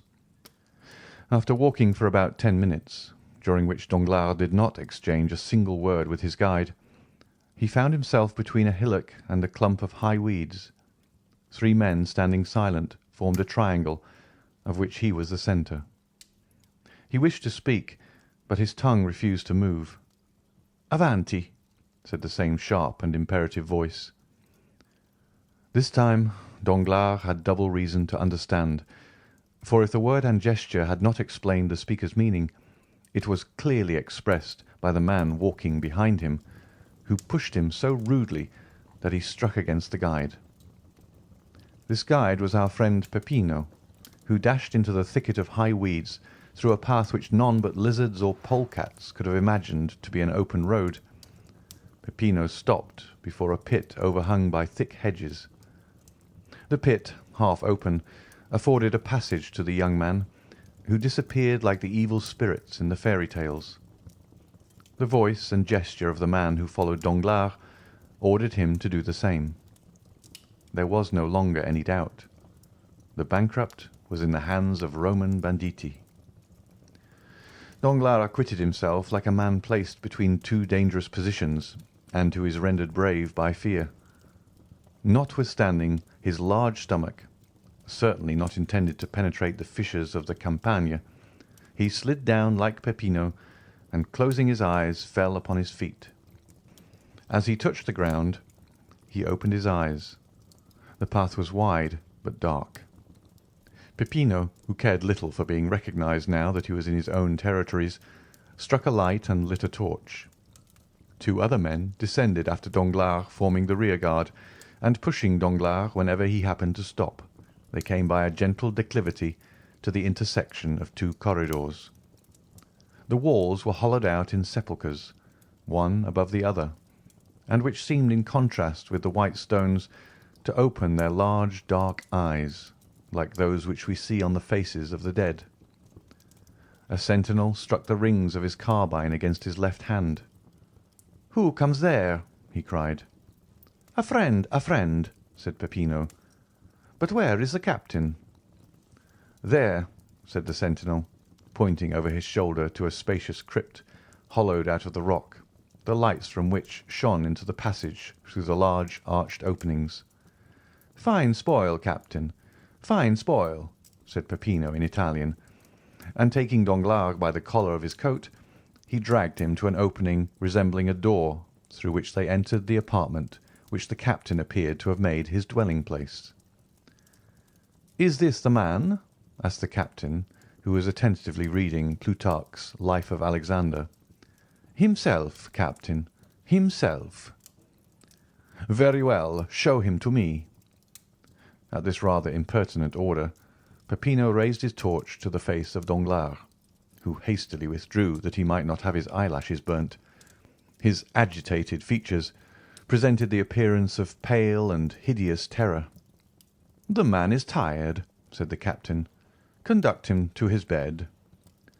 "Oh," murmured Danglars, "that bed is probably one of the coffins hollowed in the wall, and the sleep I shall enjoy will be death from one of the poniards I saw glistening in the darkness." From their beds of dried leaves or wolf-skins at the back of the chamber now arose the companions of the man who had been found by Albert de Morcerf reading Caesar's Commentaries, and by Danglars studying the life of Alexander. The banker uttered a groan and followed his guide. He neither supplicated nor exclaimed. He no longer possessed strength, will, power, or feeling. He followed where they led him. At length he found himself at the foot of a staircase, and he mechanically lifted his foot 5 or 6 times. Then a low door was opened before him, and bending his head to avoid striking his forehead, he entered a small room cut out of the rock. The cell was clean, though empty and dry, though situated at an immeasurable distance under the earth. A bed of dried grass covered with goatskins was placed in one corner. Danglars brightened up on beholding it, fancying that it gave some promise of safety. "Oh, God be praised!" he said. "It is a real bed." "Ecco," said the guide, and pushing Danglars into the cell, he closed the door upon him. A bolt grated, and Danglars was a prisoner. If there had been no bolt, it would have been impossible for him to pass through the midst of the garrison who held the catacombs of San Sebastian, encamped round a master whom our readers must have recognized as the famous Luigi Vampa. Danglars, too, had recognized the bandit, whose existence he would not believe when Albert de Morcerf mentioned him in Paris. And not only did he recognize him, but the cell in which Albert had been confined, and which was probably kept for the accommodation of strangers. These recollections were dwelt upon with some pleasure by Danglars, and restored him to some degree of tranquillity. Since the bandits had not dispatched him at once, he felt that they would not kill him at all. They had arrested him for the purpose of robbery, and as he had only a few louis about him, he doubted not he would be ransomed. He remembered that Morcerf had been taxed at 4,000 crowns, and as he considered himself of much greater importance than Morcerf, he fixed his own price at 8,000 crowns. 8,000 crowns amounted to 48,000 livres. He would then have about 5,050,000 francs left. With this sum he could manage to keep out of difficulties. Therefore, tolerably secure in being able to extricate himself from his position, provided he were not rated at the unreasonable sum of 5,050,000 francs, he stretched himself on his bed, and after turning over 2 or 3 times, fell asleep with the tranquillity of the hero whose life Luigi Vampa was studying. End of chapter 114. Chapter 115. Luigi Vampa's Bill of Fare. We awake from every sleep, except the one dreaded by Danglars. He awoke to a Parisian accustomed to silken curtains, walls hung with velvet drapery, and the soft perfume of burning wood, the white smoke of which diffuses itself in graceful curves around the room. The appearance of the whitewashed cell which greeted his eyes on awakening seemed like the continuation of some disagreeable dream. But in such a situation, a single moment suffices to change the strongest doubt into certainty. Yes, yes, he murmured. I am in the hands of the brigands of whom Albert de Morcerf spoke. His first idea was to breathe, that he might know whether he was wounded. He borrowed this from Don Quixote, the only book he had ever read, but which he still slightly remembered. No, he cried. They have not wounded, but perhaps they have robbed me. And he thrust his hands into his pockets. They were untouched. The 100 louis he had reserved for his journey from Rome to Venice were in his trousers pocket, and in that of his greatcoat he found the little note-case containing his letter of credit for 5,050,000 francs. "Singular bandits!" he exclaimed. "They have left me purse and pocket-book. As I was saying last night, they intend me to be ransomed. Hallo, here is my watch. Let me see what time it is." Danglars' watch, one of Breguet's repeaters, which he had carefully wound up on the previous night, struck 5:30. Without this, Danglars would have been quite ignorant of the time, for daylight did not reach his cell. Should he demand an explanation from the bandits, or should he wait patiently for them to propose it? The last alternative seemed the most prudent, so he waited until 12 o'clock. During all this time, a sentinel, who had been relieved at 8 o'clock, had been watching his door. Danglars suddenly felt a strong inclination to see the person who kept watch over him. He had noticed that a few rays, not of daylight but from a lamp, penetrated through the ill-joined planks of the door. He approached just as the brigand was refreshing himself with a mouthful of brandy, which, owing to the leathern bottle containing it, sent forth an odour which was extremely unpleasant to Danglars. "Huh!" he exclaimed, retreating to the farther corner of his cell. At 12 this man was replaced by another functionary, and Danglars, wishing to catch sight of his new guardian, approached the door again. He was an athletic, gigantic bandit, with large eyes, thick lips, and a flat nose. His red hair fell in dishevelled masses like snakes around his shoulders. "Aha!" cried Danglars. "This fellow is more like an ogre than anything else. However, I am rather too old and tough to be very good eating." We see that Danglars was collected enough to jest. At the same time, as though to disprove the ogreish propensities, the man took some black bread, cheese, and onions from his wallet, which he began devouring voraciously. "May I be hanged," said Danglars, glancing at the bandit's dinner through the crevices of the door. "May I be hanged if I can understand how people can eat such filth." And he withdrew to seat himself upon his goatskin, which reminded him of the smell of the brandy.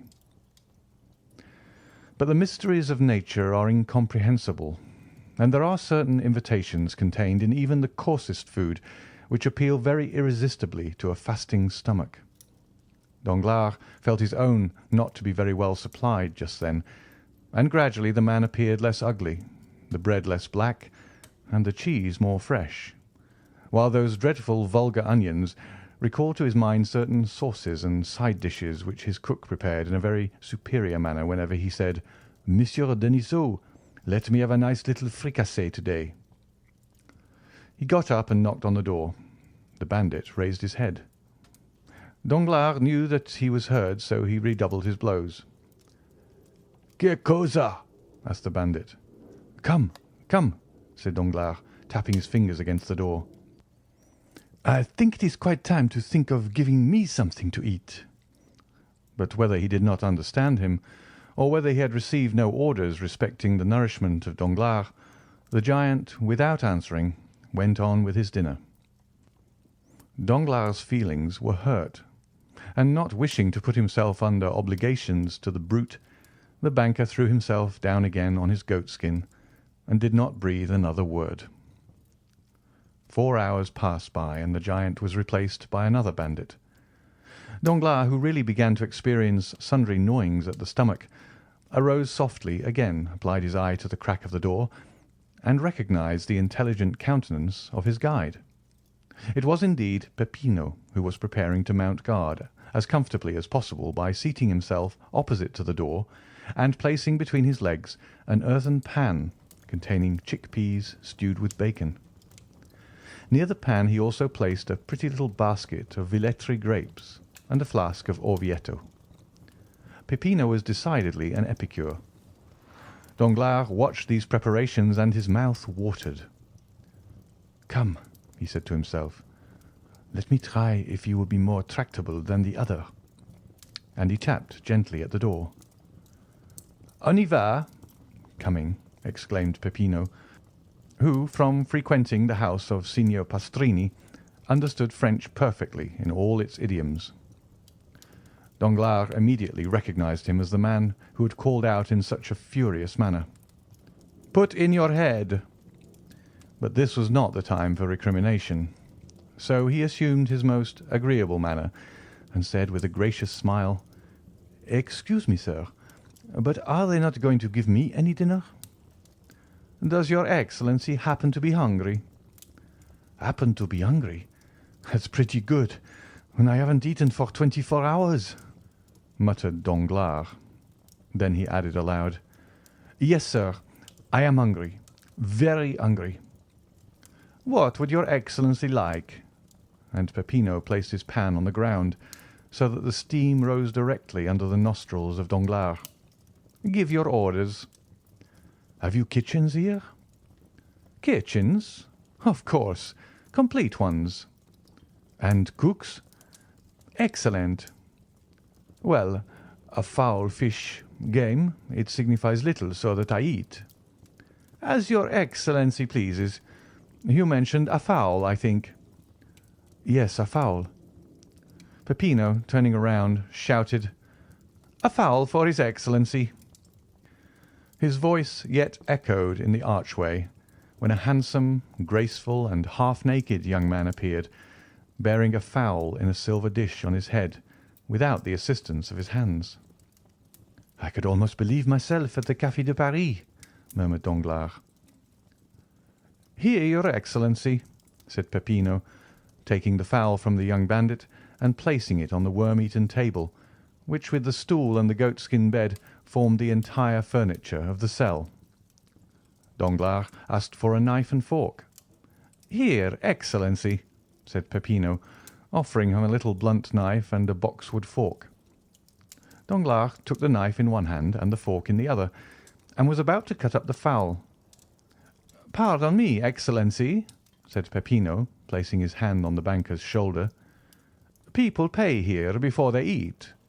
They might not be satisfied, and—" "Aha!" thought Danglars. "This is not so much like Paris, except that I shall probably be skinned. Never mind, I'll fix that all right. I have always heard how cheap poultry is in Italy. I should think a fowl is worth about 12 sous at Rome. There," he said, throwing a louis down. Peppino picked up the louis, and Danglars again prepared to carve the fowl. "Stay a moment, your Excellency," said Peppino, rising. "You still owe me something." "I said they would skin me," thought Danglars, but resolving to resist the extortion, he said, "Come, how much do I owe you for this fowl?" "Your Excellency has given me a louis on account." "A louis on account for a fowl?" "Certainly. And your Excellency now owes me 4,999 louis." Danglars opened his enormous eyes on hearing this gigantic joke. "Come, come, this is very droll, very amusing, I allow. But as I am very hungry, pray allow me to eat. Stay, here is another louis for you." "Then that will make only 4,998 louis more," said Peppino, with the same indifference. "I shall get them all in time." "Oh, as for that," said Danglars, angry at this prolongation of the jest, "as for that, you won't get them at all. Go to the devil! You do not know with whom you have to deal." Peppino made a sign, and the youth hastily removed the fowl. Danglars threw himself upon his goatskin, and Peppino, reclosing the door again, began eating his peas and bacon. Though Danglars could not see Peppino, the noise of his teeth allowed no doubt as to his occupation. He was certainly eating, and noisily too, like an ill-bred man. "Brute!" said Danglars. Peppino pretended not to hear him, and without even turning his head continued to eat slowly. Danglars' stomach felt so empty that it seemed as if it would be impossible ever to fill it again. Still, he had patience for another half-hour, which appeared to him like a century. He again arose and went to the door. "Come, sir, do not keep me starving here any longer, but tell me what they want." "Nay, your Excellency, It is you who should tell us what you want. Give your orders, and we will execute them." "Then open the door directly." Peppino obeyed. "Now look here. I want something to eat. To eat, do you hear? Are you hungry? Come, you understand me. What would your Excellency like to eat?" "A piece of dry bread, since the fowls are beyond all price in this accursed place." "Bread? Very well. Hello there! Some bread," he called. The youth brought a small loaf. "How much?" asked Danglars. 4,998 louis, said Peppino. "You have paid 2 louis in advance." "What? 100,000 francs for a loaf?" 100,000 francs, repeated Peppino. "But you only asked 100,000 francs for a fowl." "We have a fixed price for all our provisions. It signifies nothing whether you eat much or little, whether you have 10 dishes or 1. It is always the same price." "What, still keeping up this silly jest? My dear fellow, it is perfectly ridiculous, stupid. You had better tell me at once that you intend starving me to death." "Oh dear, no, Your Excellency, unless you intend to commit suicide. Pay and eat." "And what am I to pay with, brute?" said Danglars, enraged. "Do you suppose I carry 100,000 francs in my pocket?" "Your Excellency has 5,050,000 francs in your pocket. That will be 50 fowls at 100,000 francs apiece, and half a fowl for the 50,000. Danglars shuddered. The bandage fell from his eyes, and he understood the joke, which he did not think quite so stupid as he had done just before. "Come," he said, "if I pay you the 100,000 francs, will you be satisfied and allow me to eat at my ease?" "Certainly," said Peppino. "How can I pay them?" "Oh, nothing easier. You have an account open with Messrs. Thomson and French, Vie dei Banchi, Rome. Give me a draft for 4,998 louis on these gentlemen, and our banker shall take it." Danglars thought it as well to comply with good grace. So he took the pen, ink, and paper Peppino offered him, wrote the draft, and signed it. "Here," he said, "here is a draft at sight. And here is your fowl." Danglars sighed while he carved the fowl. It appeared very thin for the price it had cost. As for Peppino, he examined the paper attentively, put it into his pocket, and continued eating his peas. End of chapter 115. Chapter 116. The Pardon. The next day Danglars was again hungry. Certainly the air of that dungeon was very provocative of appetite. The prisoner expected that he would be at no expense that day, for, like an economical man, he had concealed half of his fowl and a piece of the bread in the corner of his cell. But he had no sooner eaten than he felt thirsty. He had forgotten that. He struggled against his thirst till his tongue clave to the roof of his mouth. Then, no longer able to resist, he called out. The sentinel opened the door. It was a new face. He thought it would be better to transact business with his old acquaintance, so he sent for Peppino. "Here I am, Excellency," said Peppino, with an eagerness which Danglars thought favourable to him. "What do you want?" "Something to drink." "Your Excellency knows that wine is beyond all price near Rome." "Then give me water," cried Danglars, endeavouring to parry the blow. "Oh, water is even more scarce than wine, Your Excellency. There has been such a drought." "Come," thought Danglars, "it is the same old story." And while he smiled as he attempted to regard the affair as a joke, he felt his temples get moist with perspiration. "Come, my friend," said Danglars, seeing that he made no impression on Peppino. "You will not refuse me a glass of wine?" I have already told you that we do not sell at retail." "Well, then, let me have a bottle of the least expensive." "They are all the same price." "And what is that?" 25,000 francs a bottle."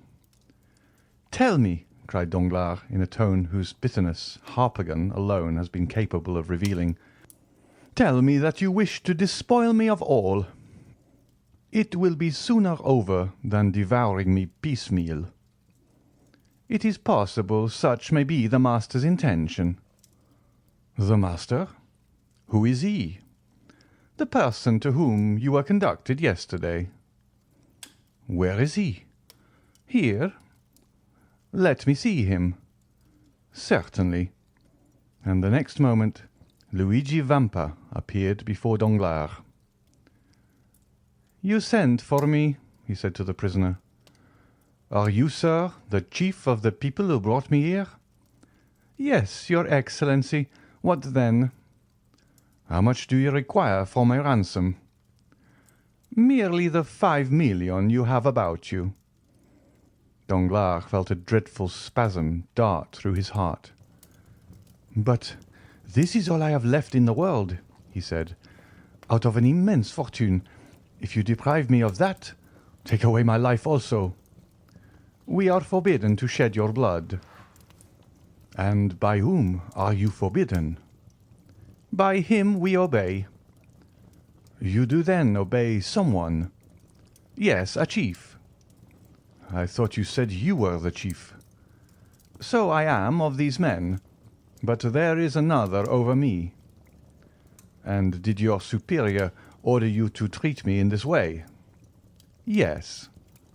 "But my purse will be exhausted." "Probably." "Come," said Danglars, "will you take 1 million?" "No." 2 millions, 3, 4. "Come, 4." "I will give them to you on condition that you let me go."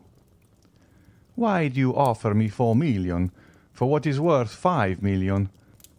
This is a kind of usury, banker, that I do not understand." "Take all, then. Take all, I tell you, and kill me." "Come, come, calm yourself.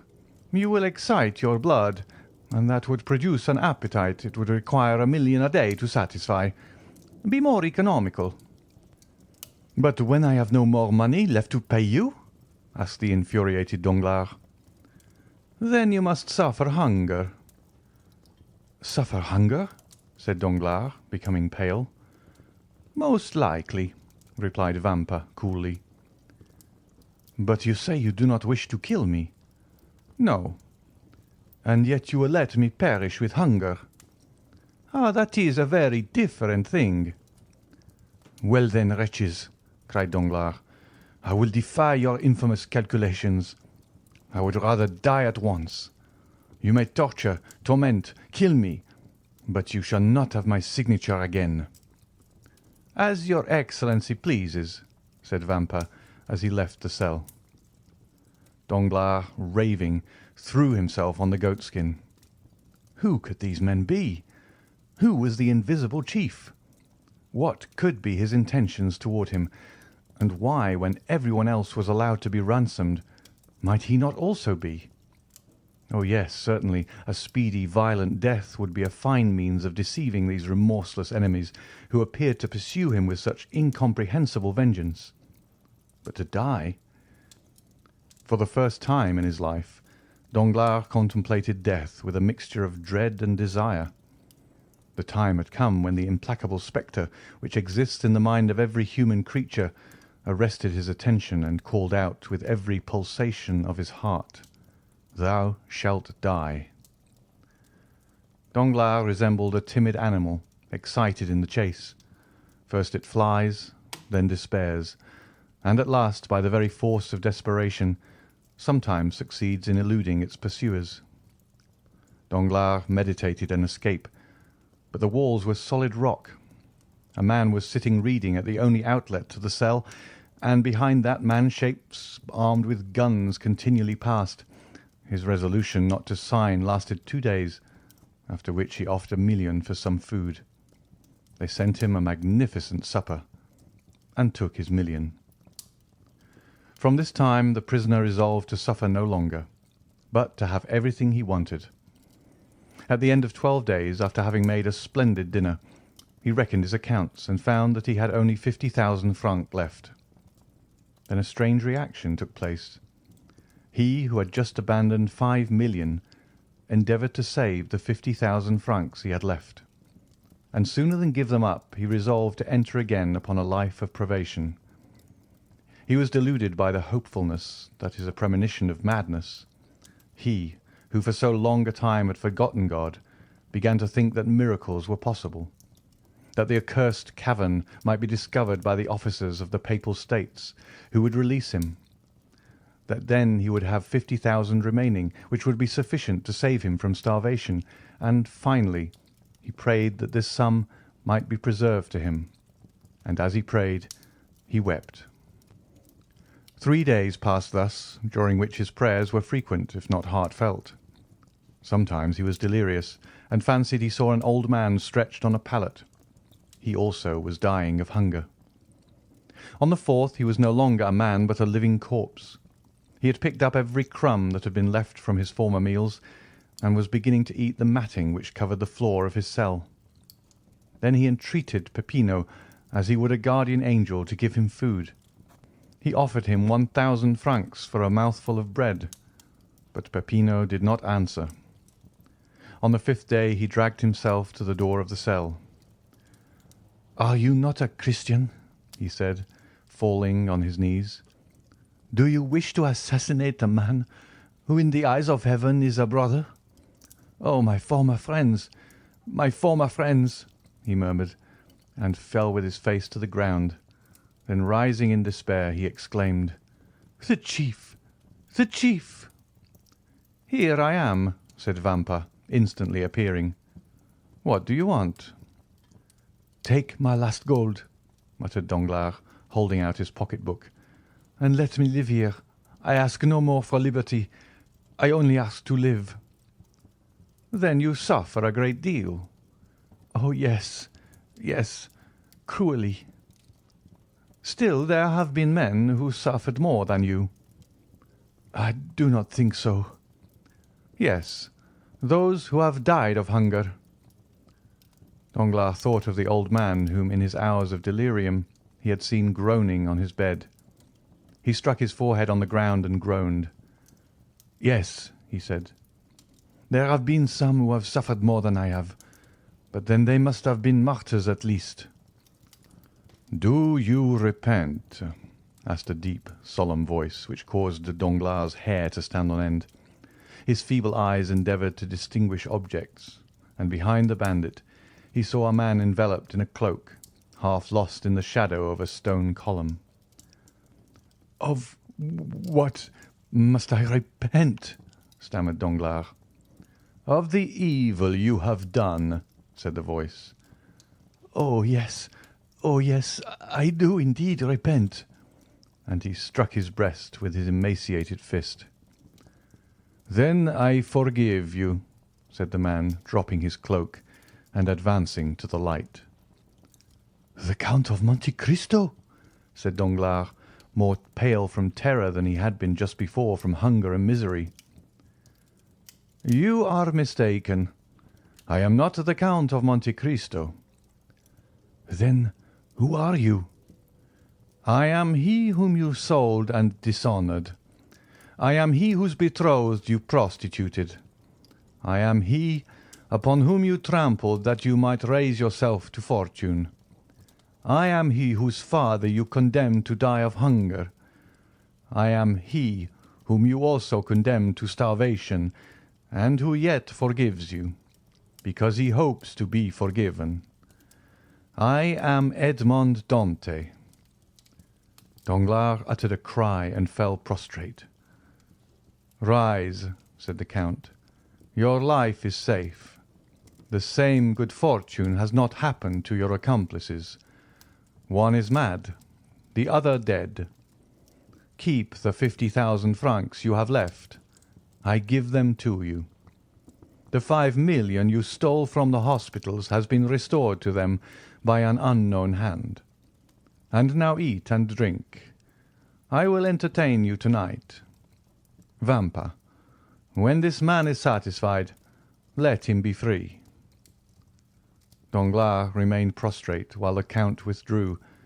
When he raised his head he saw disappearing down the passage nothing but a shadow, before which the bandits bowed.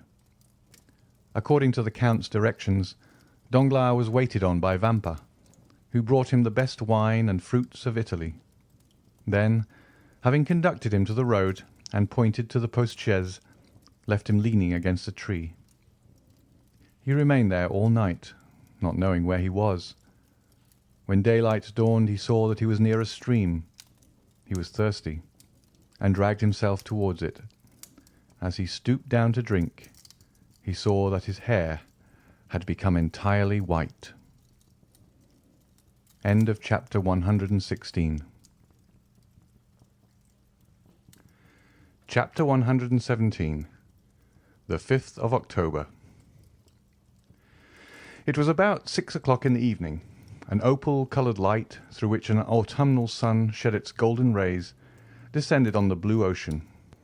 The heat of the day had gradually decreased, and a light breeze arose, seeming like the respiration of nature on awakening from the burning siesta of the south.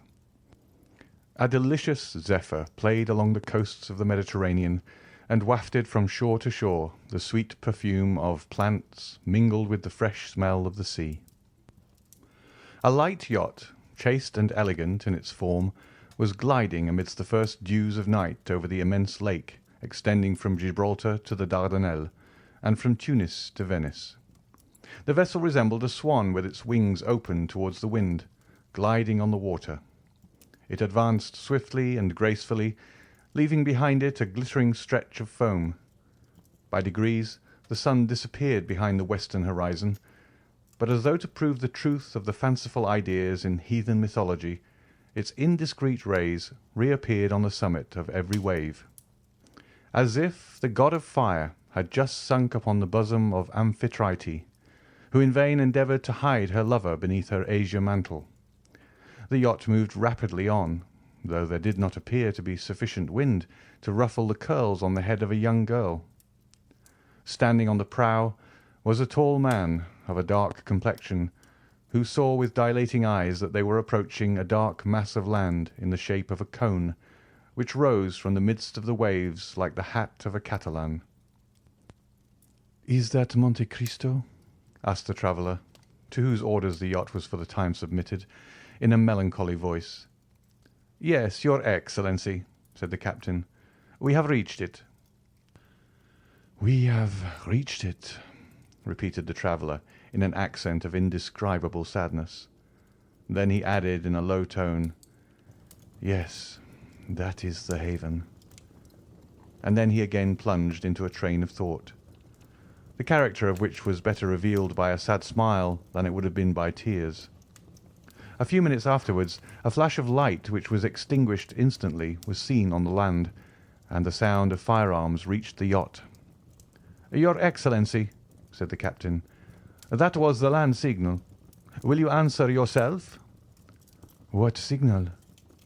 The captain pointed towards the island, up the side of which ascended a volume of smoke, increasing as it rose. "Ah, yes," he said, as if awaking from a dream. "Give it to me." The captain gave him a loaded carbine. The traveller slowly raised it and fired in the air. 10 minutes afterwards the sails were furled, and they cast anchor about 100 fathoms from the little harbour. The gig was already lowered, and in it were 4 oarsmen and a coxswain. The traveller descended, and instead of sitting down at the stern of the boat, which had been decorated with a blue carpet for his accommodation, stood up with his arms crossed. The rowers waited, their oars half lifted out of the water like birds drying their wings. "Give way," said the traveller. The 8 oars fell into the sea simultaneously, without splashing a drop of water, and the boat, yielding to the impulsion, glided forward. In an instant they found themselves in a little harbour formed in a natural creek. The boat grounded on the sand. "Will your Excellency be so good as to mount the shoulders of 2 of our men? They will carry you ashore." The young man answered this invitation with a gesture of indifference, and stepped out of the boat. The sea immediately rose to his waist. "Ah, Your Excellency," murmured the pilot, "you should not have done so. Our master will scold us for it." The young man continued to advance, following the sailors, who chose a firm footing. 30 strides brought them to dry land. The young man stamped on the ground to shake off the wet, and looked around for someone to show him his road, for it was quite dark. Just as he turned, a hand rested on his shoulder, and a voice which made him shudder exclaimed, "Good evening, Maximilian. You are punctual. Thank you." "Ah, is it you, Count?" said the young man in an almost joyful accent, pressing Monte Cristo's hand with both his own. "Yes, you see I am as exact as you are. But you are dripping, my dear fellow. You must change your clothes, as Calypso said to Telemachus. Come, I have a habitation prepared for you, in which you will soon forget fatigue and cold." Monte Cristo perceived that the young man had turned around indeed. Morrel saw with surprise that the men who had brought him had left without being paid or uttering a word. Already the sound of their oars might be heard as they returned to the yacht. "Oh, yes," said the Count. "You are looking for the sailors."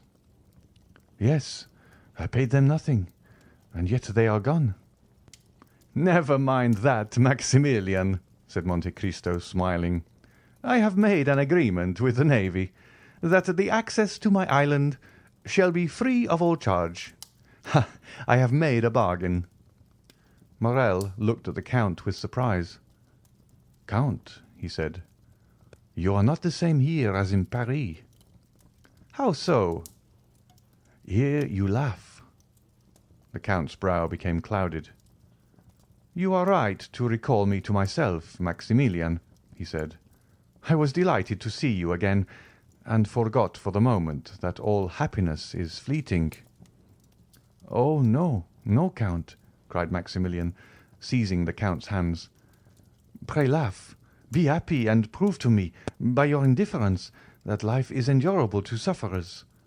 Oh, how charitable, kind, and good you are! You affect this gaiety to inspire me with courage." "You are wrong, Morrel. I was really happy." "Then you forgot me. So much the better." "How so?"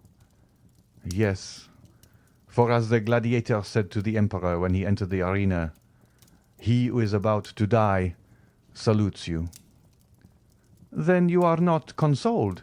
asked the Count, surprised. "Oh!" exclaimed Morrel with a glance full of bitter reproach. "Do you think it possible that I could be?" "Listen," said the Count. "Do you understand the meaning of my words? You cannot take me for a commonplace man, a mere rattle, emitting a vague and senseless noise. When I ask you if you are consoled, I speak to you as a man for whom the human heart has no secrets. Well, Morrel, let us both examine the depths of your heart. Do you still feel the same feverish impatience of grief which made you start like a wounded lion? Have you still that devouring thirst which can only be appeased in the grave? Are you still actuated by the regret which drags the living to the pursuit of death? Or are you only suffering from the prostration of fatigue and the weariness of hope deferred? Has the loss of memory rendered it impossible for you to weep? Oh, my dear friend, if this be the case, if you can no longer weep, if your frozen heart be dead, if you put all your trust in God, then, Maximilian, you are consoled. Do not complain." "Count," said Morrel, in a firm and at the same time soft voice, "listen to me. As to a man whose thoughts are raised to heaven, though he remains on earth, I come to die in the arms of a friend. Certainly, there are people whom I love. I love my sister, Julie. I love her husband, Emmanuel. but I require a strong mind to smile on my last moments. My sister would be bathed in tears and fainting. I could not bear to see her suffer. Emmanuel would tear the weapon from my hand and alarm the house with his cries. You, Count, who are more than mortal, will, I am sure, lead me to death by a pleasant path, will you not?" "My friend," said the Count, "I have still one doubt. Are you weak enough to pride yourself upon your sufferings?" "No, indeed. I am calm," said Morel, giving his hand to the Count. "My pulse does not beat slower or faster than usual. No, I feel that I have reached the goal, and I will go no farther. You told me to wait and hope. Do you know what you did, unfortunate adviser? I waited a month, or rather I suffered for a month. I did hope. Man is a poor wretched creature. I did hope, what I cannot tell, something wonderful, an absurdity, a miracle, of what nature he alone can tell who has mingled with our reason that folly we call hope. Yes, I did wait. Yes, I did hope, Count, and during this quarter of an hour we have been talking together, you have unconsciously wounded, tortured my heart, for every word you have uttered proved that there was no hope for me. Oh, Count, I shall sleep calmly, deliciously in the arms of death." Morel uttered these words with an energy which made the Count shudder. "My friend," continued Morel, "you named the 5th of October as the end of the period of waiting. Today is the 5th of October." He took out his watch. "It is now 9 o'clock. I have yet 3 hours to live." "Be it so," said the Count. "Come." Morel mechanically followed the Count, and they had entered the grotto before he perceived it. He felt a carpet under his feet. A door opened, perfumes surrounded him, and a brilliant light dazzled his eyes. Morel hesitated to advance. He dreaded the enervating effect of all that he saw. Monte Cristo drew him in gently. "Why should we not spend the last 3 hours remaining to us of life, like those ancient Romans, who, when condemned by Nero, their emperor and heir, sat down at a table covered with flowers and gently glided into death, amid the perfume of heliotropes and roses?" Morel smiled. "As you please," he said. "Death is always death. That is forgetfulness, repose, exclusion from life, and therefore from grief." He sat down, and Monte Cristo placed himself opposite to him. They were in the marvellous dining room before described, where the statues had baskets on their heads always filled with fruits and flowers. Morel had looked carelessly around, and had probably noticed nothing. "Let us talk like men," he said, looking at the Count. "Go on." "Count," said Morel, "you are the epitome of all human knowledge, and you seem like a being descended from a wiser and more advanced world than ours." "There is something true in what you say," said the Count, with that smile which made him so handsome. "I have descended from a planet called Grief." "I believe all you tell me without questioning its meaning. For instance, you told me to live, and I did live. You told me to hope, and I almost did so. I am almost inclined to ask you, as though you had experienced death, is it painful to die?" Monte Cristo looked upon Morel with indescribable tenderness. "Yes," he said. "Yes, doubtless it is painful, if you violently break the outer covering which obstinately begs for life. If you plunge a dagger into your flesh, if you insinuate a bullet into your brain which the least shock disorders, then certainly you will suffer pain, and you will repent quitting a life for a repose you have bought at so dear a price." "Yes, I know," that there is a secret of luxury and pain in death as well as in life. The only thing is to understand it. You have spoken truly, Maximilian, according to the care we bestow upon it. Death is either a friend who rocks as gently as a nurse, or an enemy who violently drags the soul from the body. Some day, when the world is much older, and when mankind will be masters of all the destructive powers in nature to serve for the general good of humanity, when mankind, as you were just saying, have discovered the secrets of death, then that death will become as sweet and voluptuous as a slumber in the arms of your beloved. And if you wish to die, you would choose this death, Count? Yes. Morel extended his hand. Now I understand, he said, why you have brought me here to this desolate spot, in the midst of the ocean, to this subterranean palace. It was because you loved me, was it not, Count?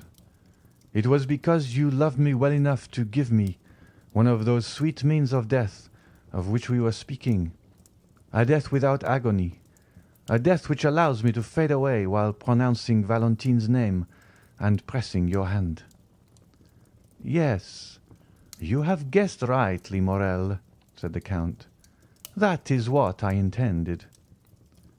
Thanks. The idea that tomorrow I shall no longer suffer is sweet to my heart. Do you then regret nothing? No, replied Morel. Not even me? Asked the Count with deep emotion. Morel's clear eye was for the moment clouded. Then it shone with unusual lustre, and a large tear rolled down his cheek. What? Said the Count. Do you still regret anything in the world, and yet die? Oh, I entreat you, exclaimed Morel in a low voice. Do not speak another word, Count. Do not prolong my punishment. The Count fancied that he was yielding, and this belief revived the horrible doubt that had overwhelmed him at the Château d'If. I am endeavouring, he thought, to make this man happy. I look upon this restitution as a weight thrown into the scale to balance the evil I have wrought. Now, supposing I am deceived, supposing this man has not been unhappy enough to merit happiness. Alas, what would become of me who can only atone for evil by doing good?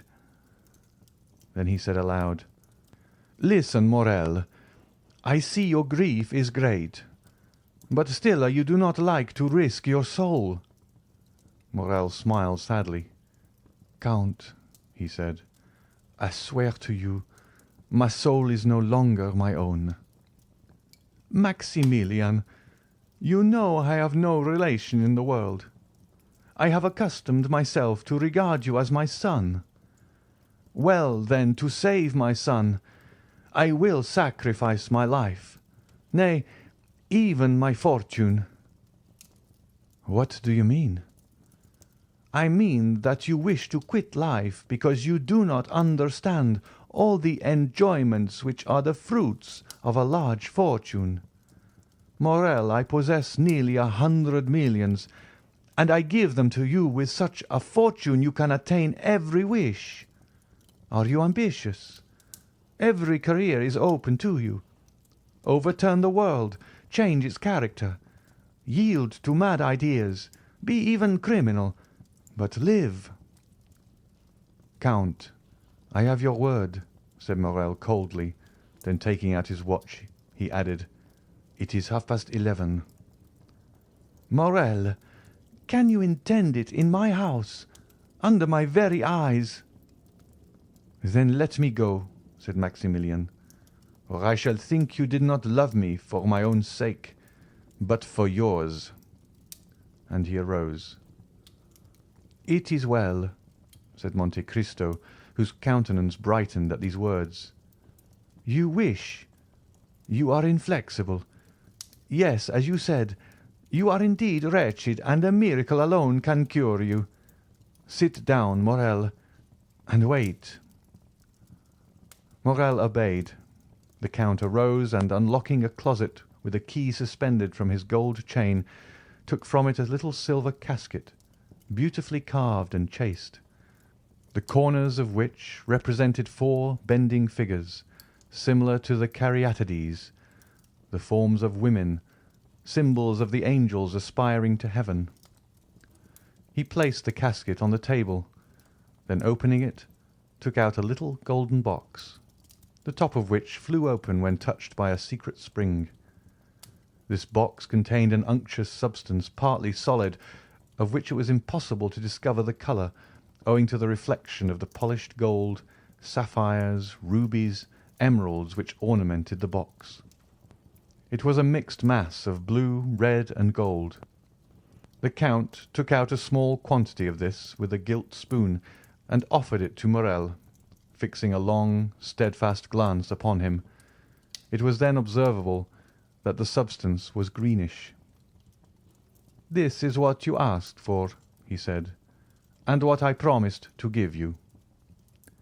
"I thank you from the depths of my heart," said the young man, taking the spoon from the hands of Monte Cristo. The Count took another spoon and again dipped it into the golden box. "What are you going to do, my friend?" asked Morel, arresting his hand. "Well, the fact is, Morel, I was thinking that I too am weary of life, and since an opportunity presents itself—" "Stay," said the young man. "You who love and are beloved, you who have faith and hope, oh, do not follow my example. In your case it would be a crime. Adieu, my noble and generous friend. Adieu, I will go and tell Valentine what you have done for me." And slowly, though without any hesitation, only waiting to press the Count's hand fervently, he swallowed the mysterious substance offered by Monte Cristo. Then they were both silent. Ali, mute and attentive, brought the pipes and coffee and disappeared. By degrees the light of the lamps gradually faded in the hands of the marble statues which held them, and the perfumes appeared less powerful to Morel. Seated opposite to him, Monte Cristo watched him in the shadow, and Morel saw nothing but the bright eyes of the Count. An overpowering sadness took possession of the young man. His hands relaxed their hold. The objects in the room gradually lost their form and colour, and his disturbed vision seemed to perceive doors and curtains open in the walls. "Friend," he cried, "I feel that I am dying. Thanks." He made a last effort to extend his hand, but it fell powerless beside him. Then it appeared to him that Monte Cristo smiled, not with the strange and fearful expression which had sometimes revealed to him the secrets of his heart, but with the benevolent kindness of a father for a child. At the same time the Count appeared to increase in stature. His form, nearly double its usual height, stood out in relief against the red tapestry. His black hair was thrown back, and he stood in the attitude of an avenging angel. Morel, overpowered, turned around in the armchair. A delicious torpor permeated every vein. A change of ideas presented themselves to his brain, like a new design on the kaleidoscope. Enervated, prostrate, and breathless, he became unconscious of outward objects. He seemed to be entering that vague delirium preceding death. He wished once again to press the Count's hand, but his own was immovable. He wished to articulate a last farewell, but his tongue lay motionless and heavy in his throat, like a stone at the mouth of a sepulchre. Involuntarily, his languid eyes closed, and still, through his eyelashes, a well-known form seemed to move amid the obscurity with which he thought himself enveloped. The Count had just opened a door. Immediately a brilliant light from the next room, or rather from the palace adjoining, shone upon the room in which he was gently gliding into his last sleep. Then he saw a woman of marvellous beauty appear on the threshold of the door separating the two rooms. Pale, and sweetly smiling. She looked like an angel of mercy conjuring the angel of vengeance. "Is it heaven that opens before me?" thought the dying man. "That angel resembles the one I have lost." Monte Cristo pointed out Morel to the young woman, who advanced towards him with clasped hands and a smile upon her lips. "Valentine! Valentine!" he mentally ejaculated, but his lips uttered no sound, and as though all his strength were centred in that internal emotion, he sighed and closed his eyes. Valentine rushed towards him. His lips again moved. "He is calling you," said the Count. "He to whom you have confided your destiny. He from whom death would have separated you, calls you to him. Happily I vanquished death. Henceforth, Valentine, you will never again be separated on earth, since he has rushed into death to find you. Without me, you would both have died. May God accept my atonement in the preservation of these two existences." Valentine seized the Count's hand, and in her irresistible impulse of joy carried it to her lips. "Oh, thank me again," said the Count. "Tell me till you are weary that I have restored you to happiness. You do not know how much I require this assurance." "Oh, yes, yes, I thank you with all my heart," said Valentine. "And if you doubt the sincerity of my gratitude, oh, then ask Haydée. Ask my beloved sister Haydée, who ever since our departure from France has caused me to wait patiently for this happy day while talking to me of you." "You then love Haydée?" asked Monte Cristo with an emotion he in vain endeavoured to dissimulate. "Oh, yes, with all my soul." "Well, then, listen, Valentine," said the Count. "I have a favour to ask of you." "Of me? Oh, am I happy enough for that?" "Yes, you have called Haydée your sister. Let her become so indeed. Valentine, render her all the gratitude you fancy that you owe to me. Protect her, for—" The Count's voice was thick with emotion.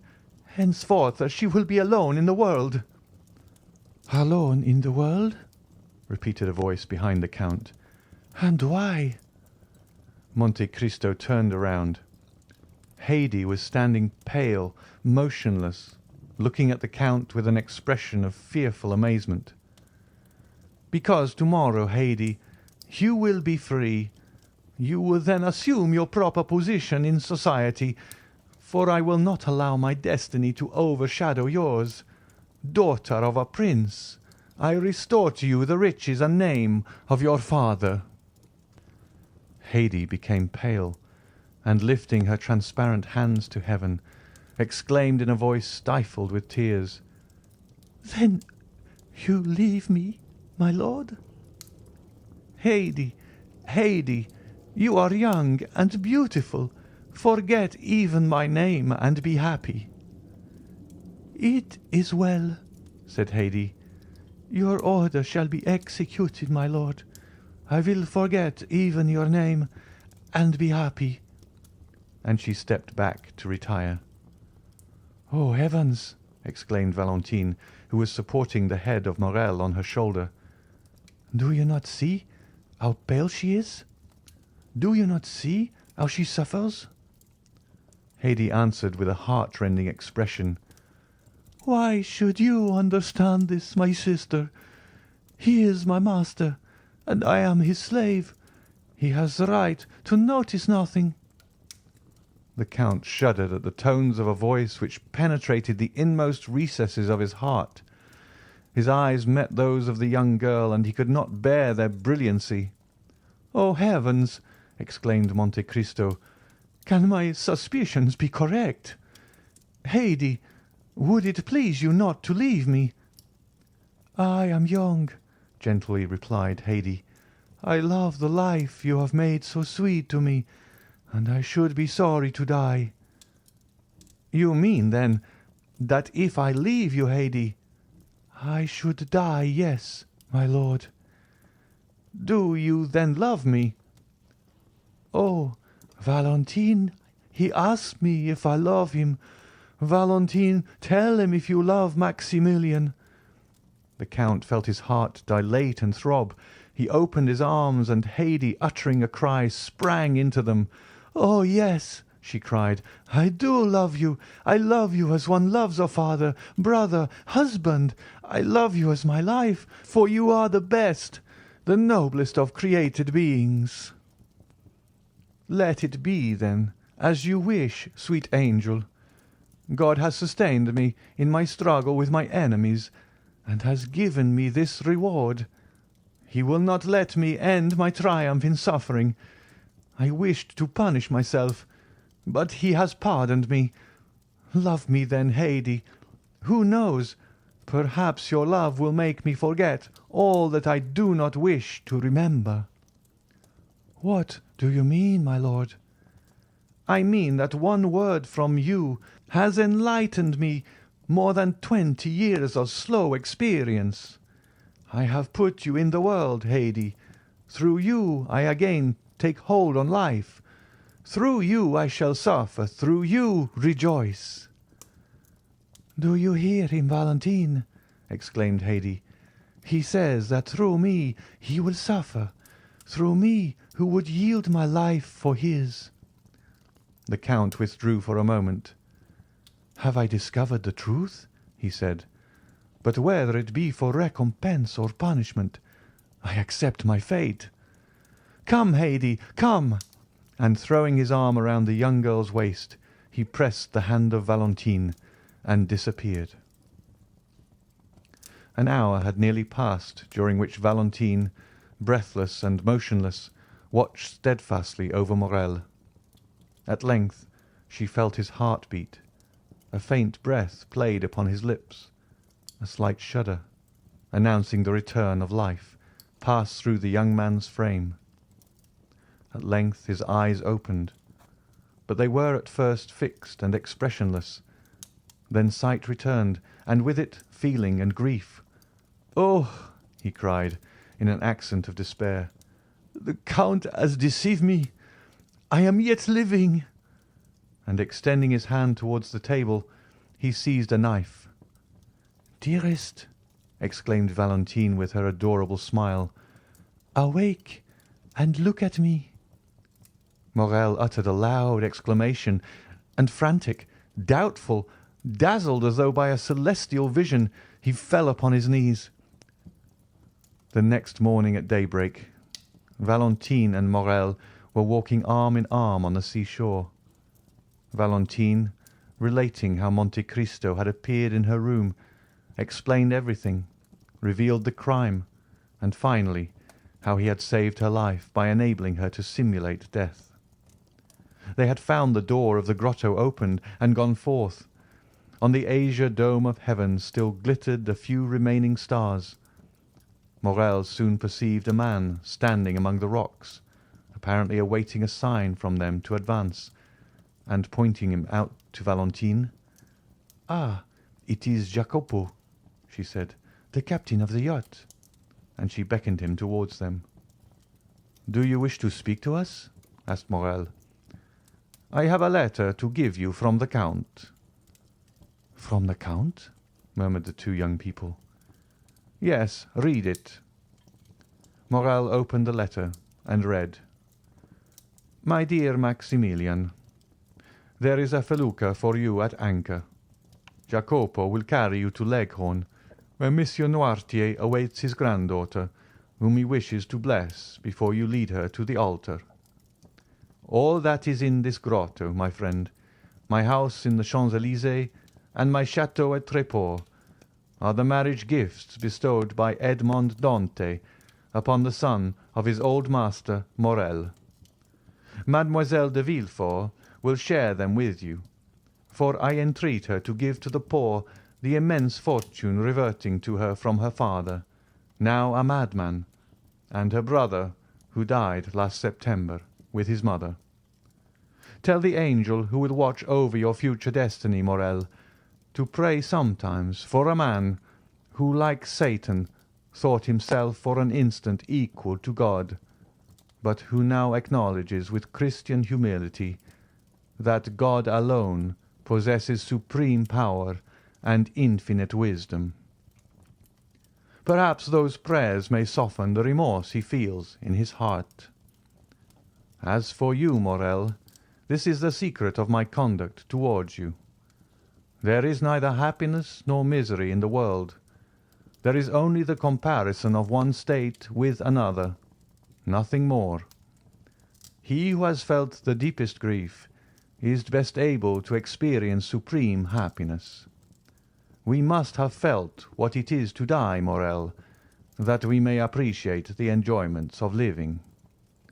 Live, then, and be happy, beloved children of my heart, and never forget that until the day when God shall deign to reveal the future to man, all human wisdom is summed up in these two words: wait and hope. Your friend, Edmond Dante, Count of Monte Cristo. During the perusal of this letter, which informed Valentine for the first time of the madness of her father and the death of her brother, she became pale. A heavy sigh escaped from her bosom, and tears, not the less painful because they were silent, ran down her cheeks. Her happiness cost her very dear. Morel looked around uneasily. "But," he said, "the Count's generosity is too overwhelming. Valentine will be satisfied with my humble fortune. Where is the Count, friend? Lead me to him." Jacopo pointed towards the horizon. "What do you mean?" asked Valentine. "Where is the Count? Where is Haydée?" "Look," said Jacopo. The eyes of both were fixed upon the spot indicated by the sailor, and on the blue line separating the sky from the Mediterranean Sea they perceived a large white sail. "Gone," said Morel. "Gone. Adieu, my friend. Adieu, my father." "Gone," murmured Valentine. "Adieu, my sweet Haydée. Adieu, my sister." "Who can say whether we shall ever see them again?" said Morel with tearful eyes. "Darling," replied Valentine, "has not the Count just told us that all human wisdom is summed up in two words: wait and hope?" This is the end